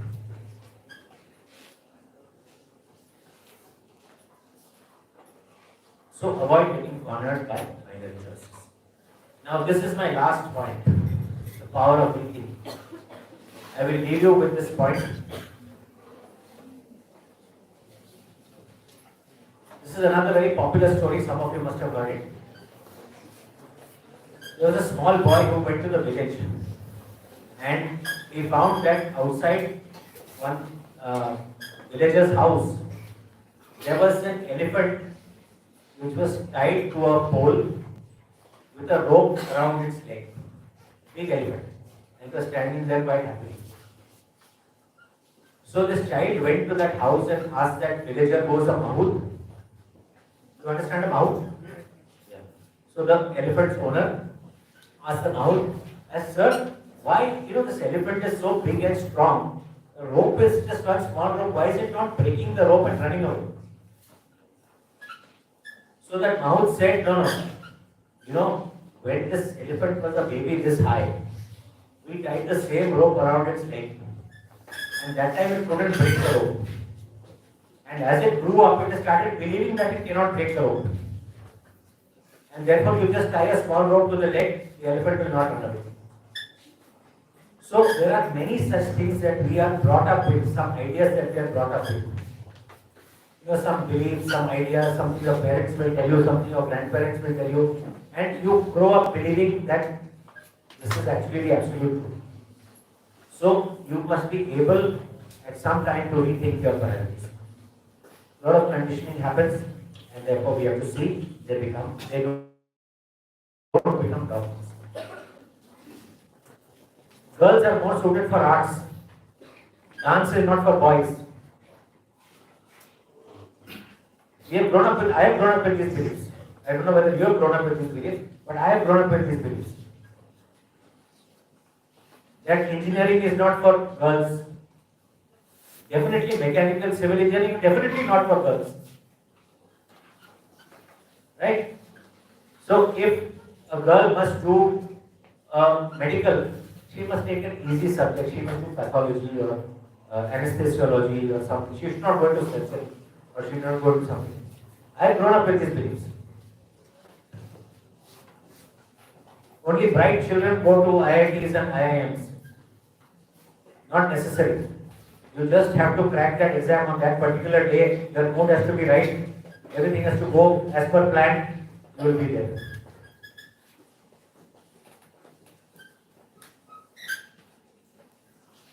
So question such possibilities.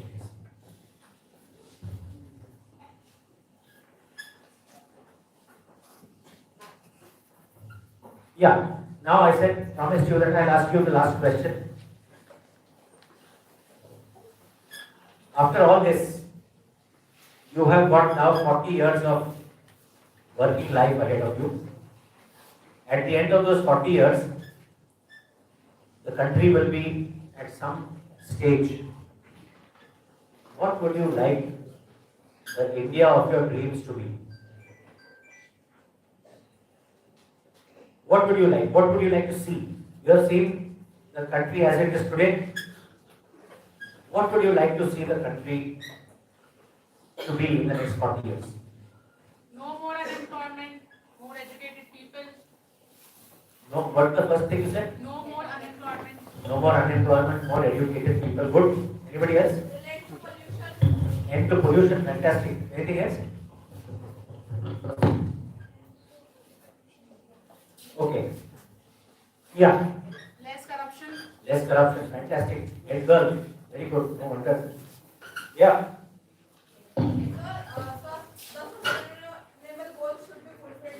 What should be goals? Sustainable development goals. Very good. Anybody else? Okay. I'll give you some pointers. There may be more which you may think about because you have more time to think about it than I do. Free of corruption. India should be free of corruption. There should be economic well-being, like all of us should have a little more money than we have today, make our lives a little more comfortable. There should be religious harmony. Do you want people to fight over religion? So, removal of poverty. You want to see removal of poverty? Yes. Somebody said pollution. You want a clean environment? Fantastic. Better governance. You want good leaders. You don't want thieves in government. Isn't it? You want role models whom you can look up to. Right? Free from external pressure. That means we should be Atmanirbhar. Nobody should, America or Russia or China should not be dictating terms to us. We should have our independent foreign policy. We should be strong, etc. We should be strong. We should be peaceful. Do you want war? Anybody wants war? We should be self-reliant. Better opportunities for education and growth. Somebody said better education. Strengthening of democratic institutions. Today we have, people saying that, the judiciary is not working properly and our parliament is, got so many corrupt people in the parliament and all that. Democratic institutions, various institutions of governance need to work better. There should be more liberty and freedom of choice. That means you shouldn't have people telling you what to do, what not to do. You must have the greater freedom to do what you think is correct. There should be tolerance for diversity. That means people are different, accept that people are different. There should be equality for women. We talk about it. It's happening much slower than what we would like, but we want more equality there. Ethical use of technology. Do you want biological weapons?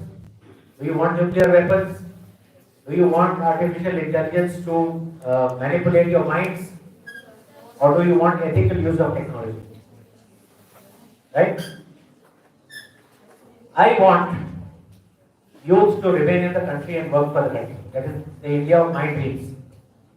I don't want people to run away to USA and Europe after their undergraduate and never come back for the rest of their lives. I don't know whether it's part of your dream or it's part of my dream. So who will make it happen? Nobody else will make it happen. But you and me. More you than me because my time is over. I am only giving lectures. Okay, so it is more for you people to think over the next 40 years that if this is the India of your dreams as well, there may be more points, then how are you going to work towards it? If you agree with at least 5 of these points, then maybe you could dedicate part of your lives to do something about those 5 points.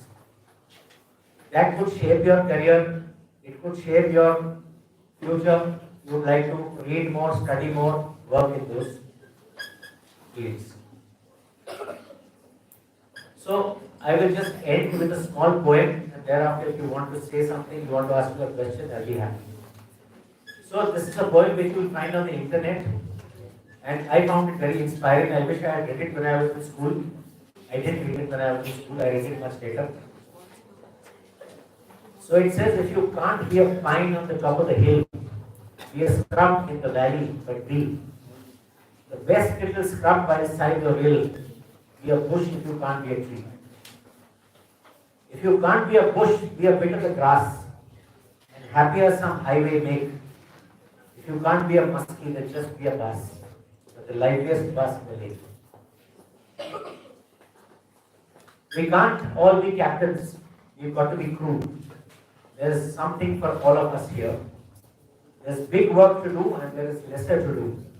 And the task you must do is the near. That means you pehle wo task karna hai. If you're a student, don't start thinking what you're going to do when you're a president of India. Do what you're supposed to do when you're a student. Right? If you can't be the highway, then just be a trail. If you can't be the sun, be a star.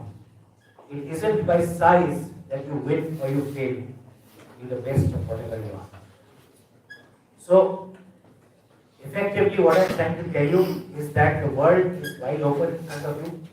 There is no need to get stuck by stereotypes. There is no need to get, constrained by many external pressures. And there is a lot of good thinking that requires to be done if we have to progress towards a better future for ourselves and for successive generations. Thank you very much.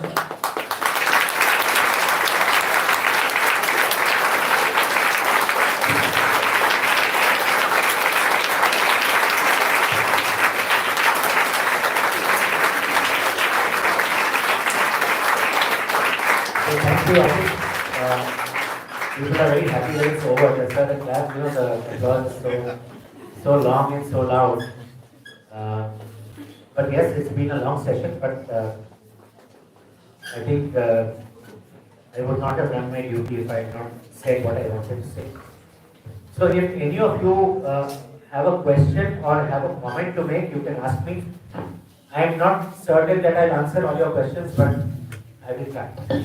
Yeah, stand. Just. Good afternoon, sir. Sir, can you please provide an overview of current challenges and future strategies of the Indian Navy? Oh.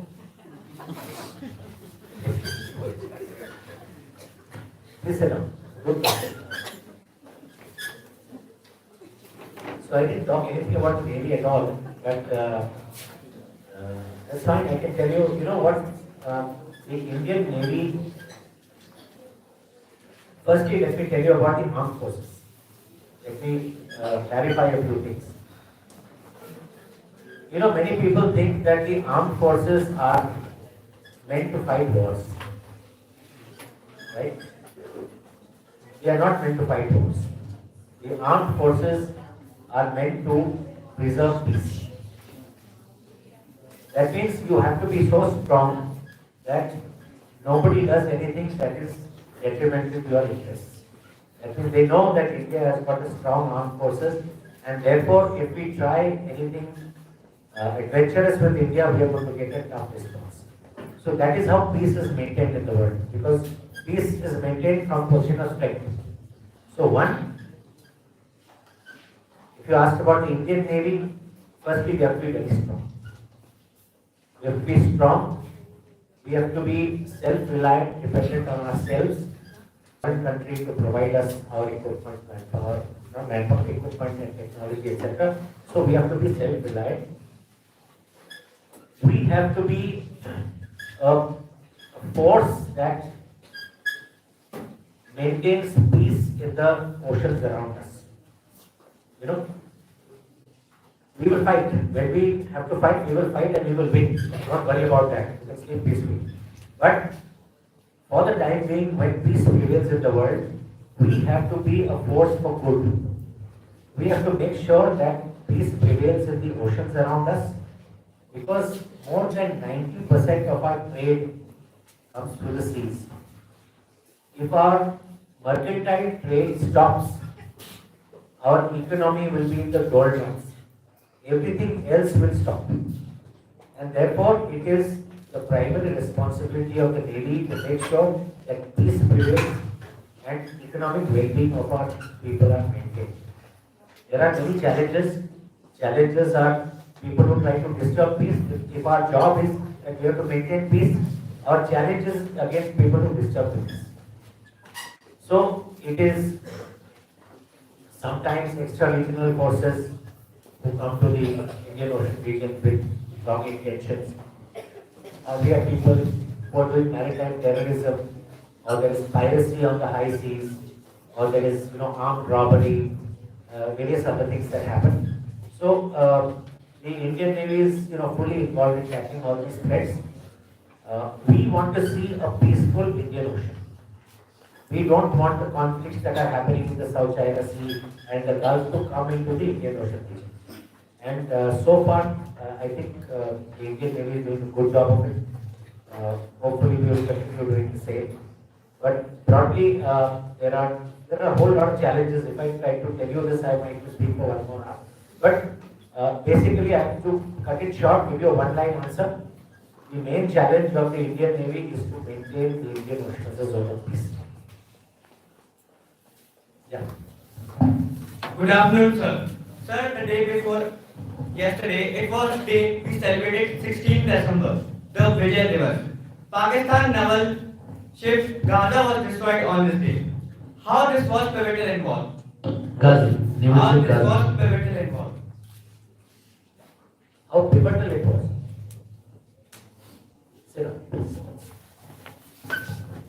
Okay.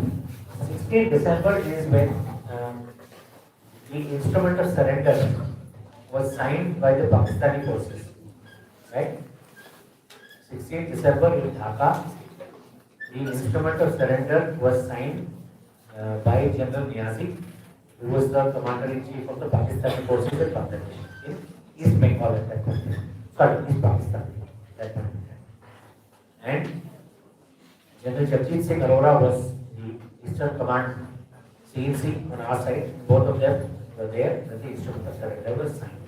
93,000 Pakistani troops were captured. And because of that humiliation, Pakistan broke into two. And what was East Pakistan became Bangladesh. New country was born. So pivotal in the sense that it created a new nation. It created a new nation, and the best part is that if India had control over such a large territory of Bangladesh, it is to the credit of the Indian establishment at that time that within a month the governance of that was handed to the local people and the Indian army moved out. We could have become an occupational force. Very easy to have done that at that point in time. But we allowed that country to become independent and become a democratic state in its own right. What is happening today in Bangladesh, of course, is of concern to us. But as far as the Navy is concerned, since I am a naval officer, one of the main events of the Indo-Pak War in 1971 was the attacks on Karachi on the 4th of December. That is when the Karachi and the oil dumps in Karachi, oil farms, ships of Karachi and the Karachi harbour was attacked by Indian Navy's missile boats. And they caused a huge deal of damage. It was one of the decisive events which led to the surrender of Pakistan. Of course, in conjunction with the army action in East Pakistan.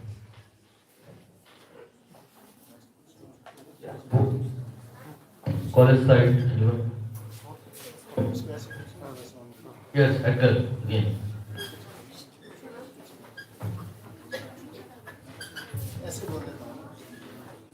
Good afternoon, sir. So you talk about religious harmony. Sir, can you please explain what are the other ways we can overcome communalism other than education? Because this is the main concern these days affecting youth and our nation. Thank you. Listen, right. So how do you ensure religious harmony? I am not qualified to answer this question, basically, because from time immemorial, from prehistoric ages or not prehistoric ages, later on, whenever we have had conflicts in the world, more conflicts in the world have been in the name of religion than in terms of pure conflicts between states. So, it is organized religion coupled with intolerance, which leads to this binary choice I was talking about. That means you are either a believer or a non-believer according to one faith. In some faith there is one God. If you believe in that God, you are a believer.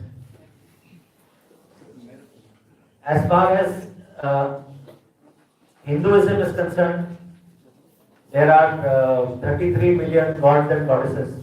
You can choose whomever you want. So there are differences, and these differences are highlighted and made more vicious by the clerics, by the people who misinterpret religion and get people to fight against each other.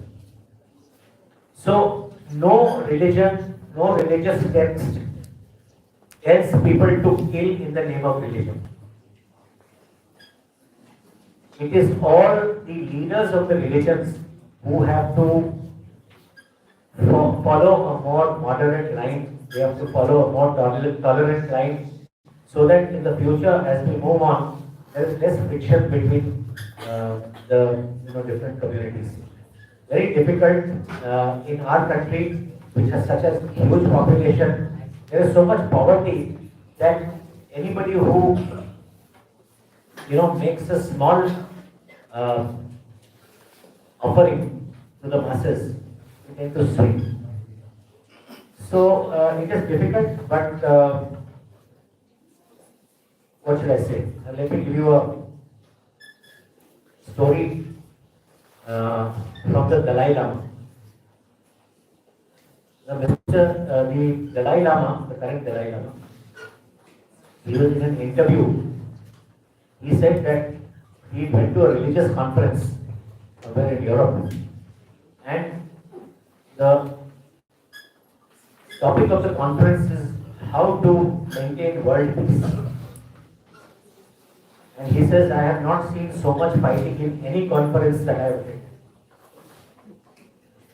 So, there are hardened stands which are very difficult to, it is up to the religious leadership, it's up to the maturity of the world leaders and the religious leaders that can bring about this change.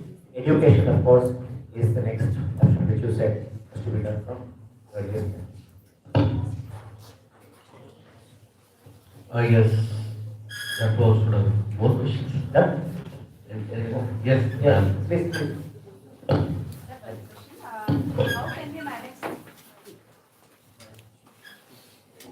How can we manage our stress to balance work life?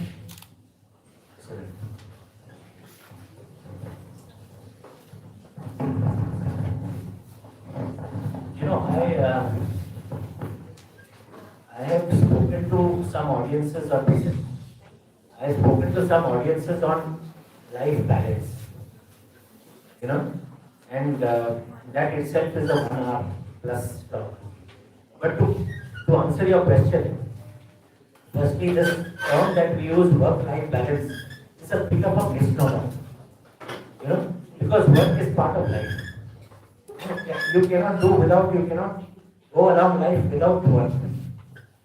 So, what we are trying to say is, what is not work is life.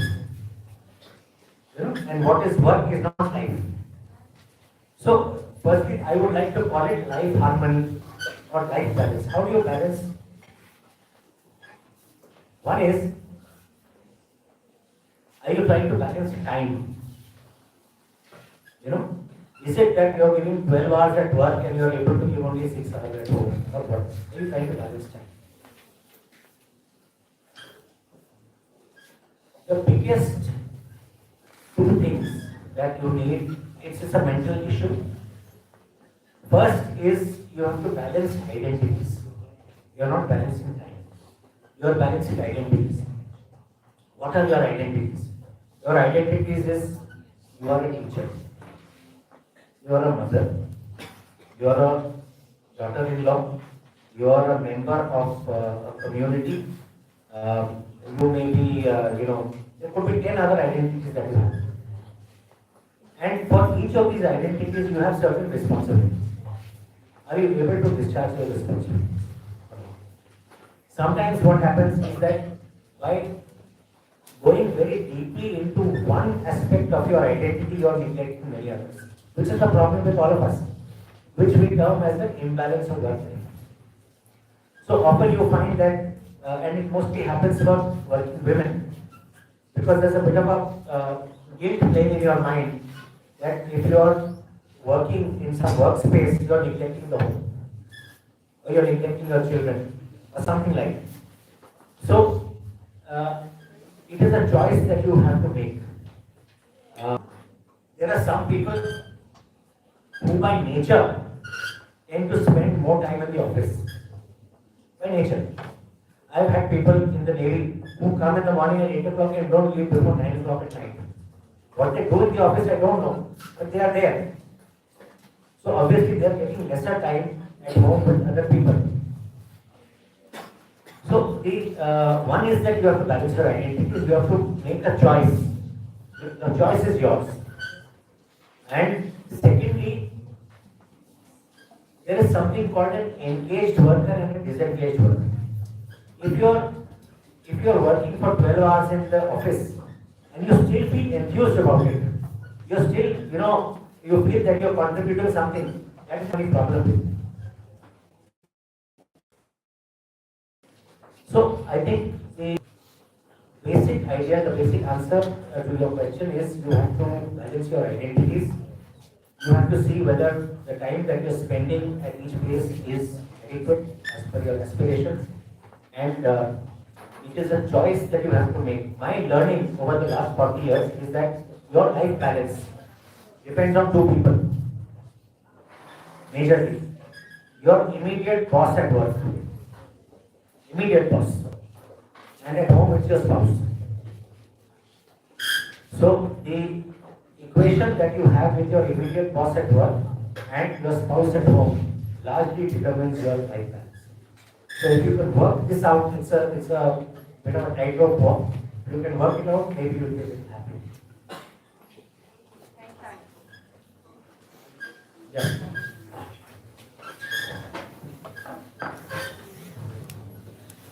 Good afternoon, sir. So, what are Navy's plans and preparations to combat terrorist attacks like 26/11? Fantastic.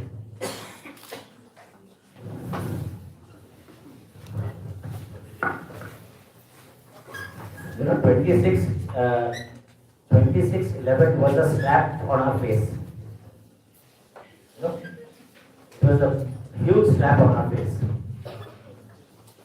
Because a group of 4 or 5 people entered one of our busiest cities through a highly populated fishing village in the middle of Bombay and came and played havoc with 4 or 5 locations in Bombay. I don't think there could have been a bigger humiliation for the Indian establishment, whether it is the political establishment or the armed forces or the police. I don't think there could be a bigger humiliation.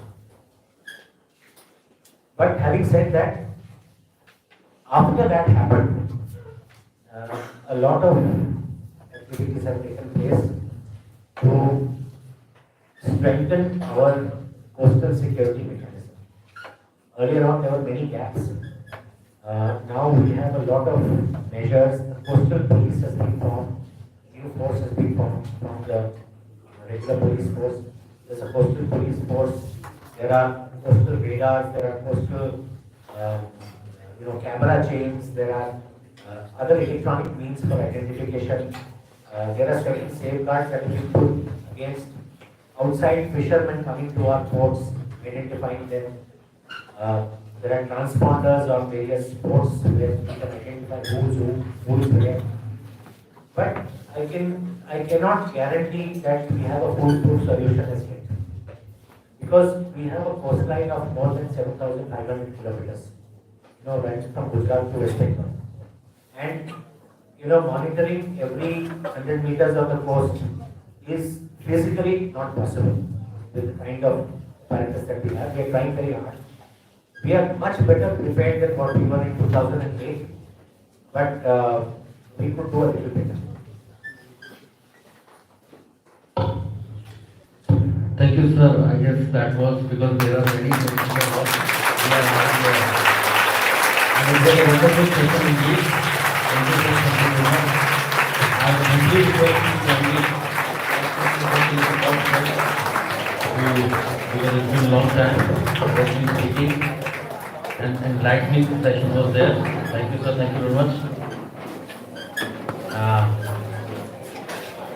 Twice, sir, in his address said about Sachin Tendulkar. Today is a special day. He debuted today in One Day International at Gujarat, Pakistan. So now, following the traditions, I humbly request Honorable President Ma'am to ceremonially present the token of gratitude to our Chief Speaker, Chief Guest, retired Admiral Dasgupta, sir. Please, sir. So this remains in the corner of your study room and it reminds you of this day and the memory which we got. A huge round of applause.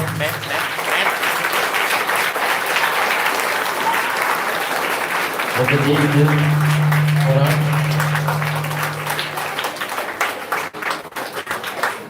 Now I humbly request President Ma'am Neha Ma'am to ceremonially present the token of gratitude to Ma'am Dasgupta, please. If you can come on stage, ma'am, can be escorted to the stage. Yes, ma'am. Indeed, your presence is. Thank you very much. Thank you.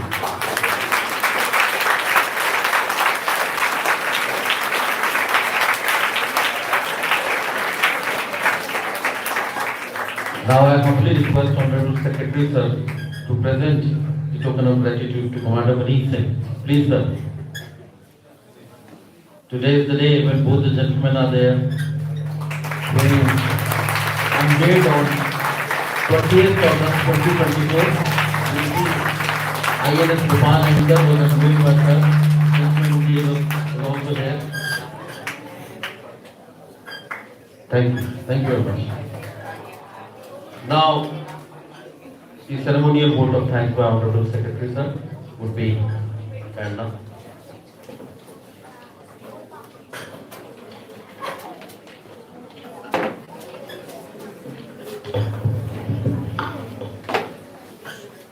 Good afternoon, everyone. As we draw this enlightening 5th Pandit Deen Mishra Memorial Lecture to a close, it is my privilege to deliver the vote of thanks, what some call the navigation out of an event. First and foremost, I extend my heartfelt gratitude to our esteemed guest speaker, Vice Admiral Biswajit Dasgupta, sir. Your lecture today on navigating through life has been nothing short of extraordinary. Your words were not just wisdom, they were like a compass guiding us through the storms of life. Listening to you was an absolute masterclass in leadership, resilience, and navigating challenges. We are truly honored, sir.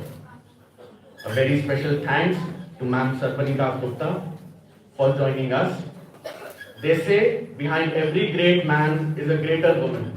And in your case, ma'am, I suspect Vice Admiral Dasgupta navigates smoother waters because of your unwavering support. My heartfelt appreciation also to Commander Manish Singh, Commanding Officer, 2 Raj Naval Unit NCC, Sir, you and your team truly brought a sense of discipline and pride to the event. We are truly honored by the presence of esteemed armed forces veterans among us in the audience. We extend our deepest gratitude to you all, to each one of you, for your invaluable contributions, both during your years of active service and in the continued leadership that you bring to the society today. I take this opportunity to acknowledge the presence of the members and cadets of 2 Raj Naval Unit NCC. Your discipline and commitment inspire us, and it was a pleasure having you all today. To our distinguished guests, faculty members, students and staff, thank you for making this event a grand success.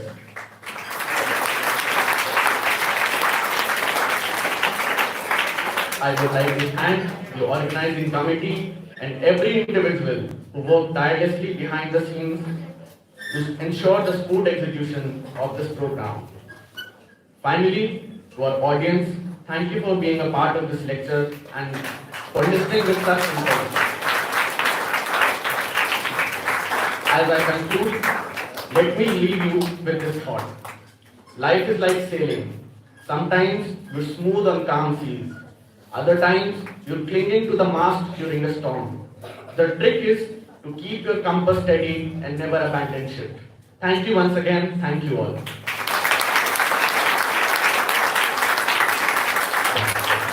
Thank you, sir. It was a wonderful experience.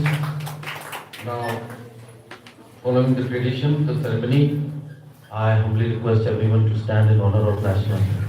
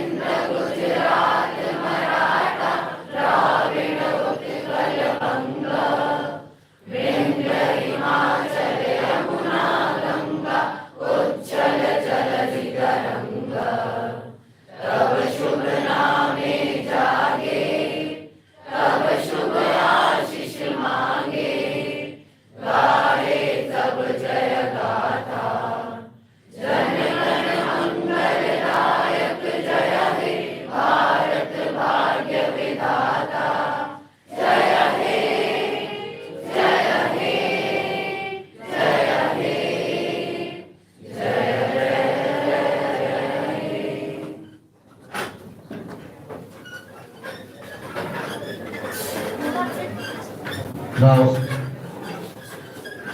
there will be another part where we will have a visit from there, then we will proceed.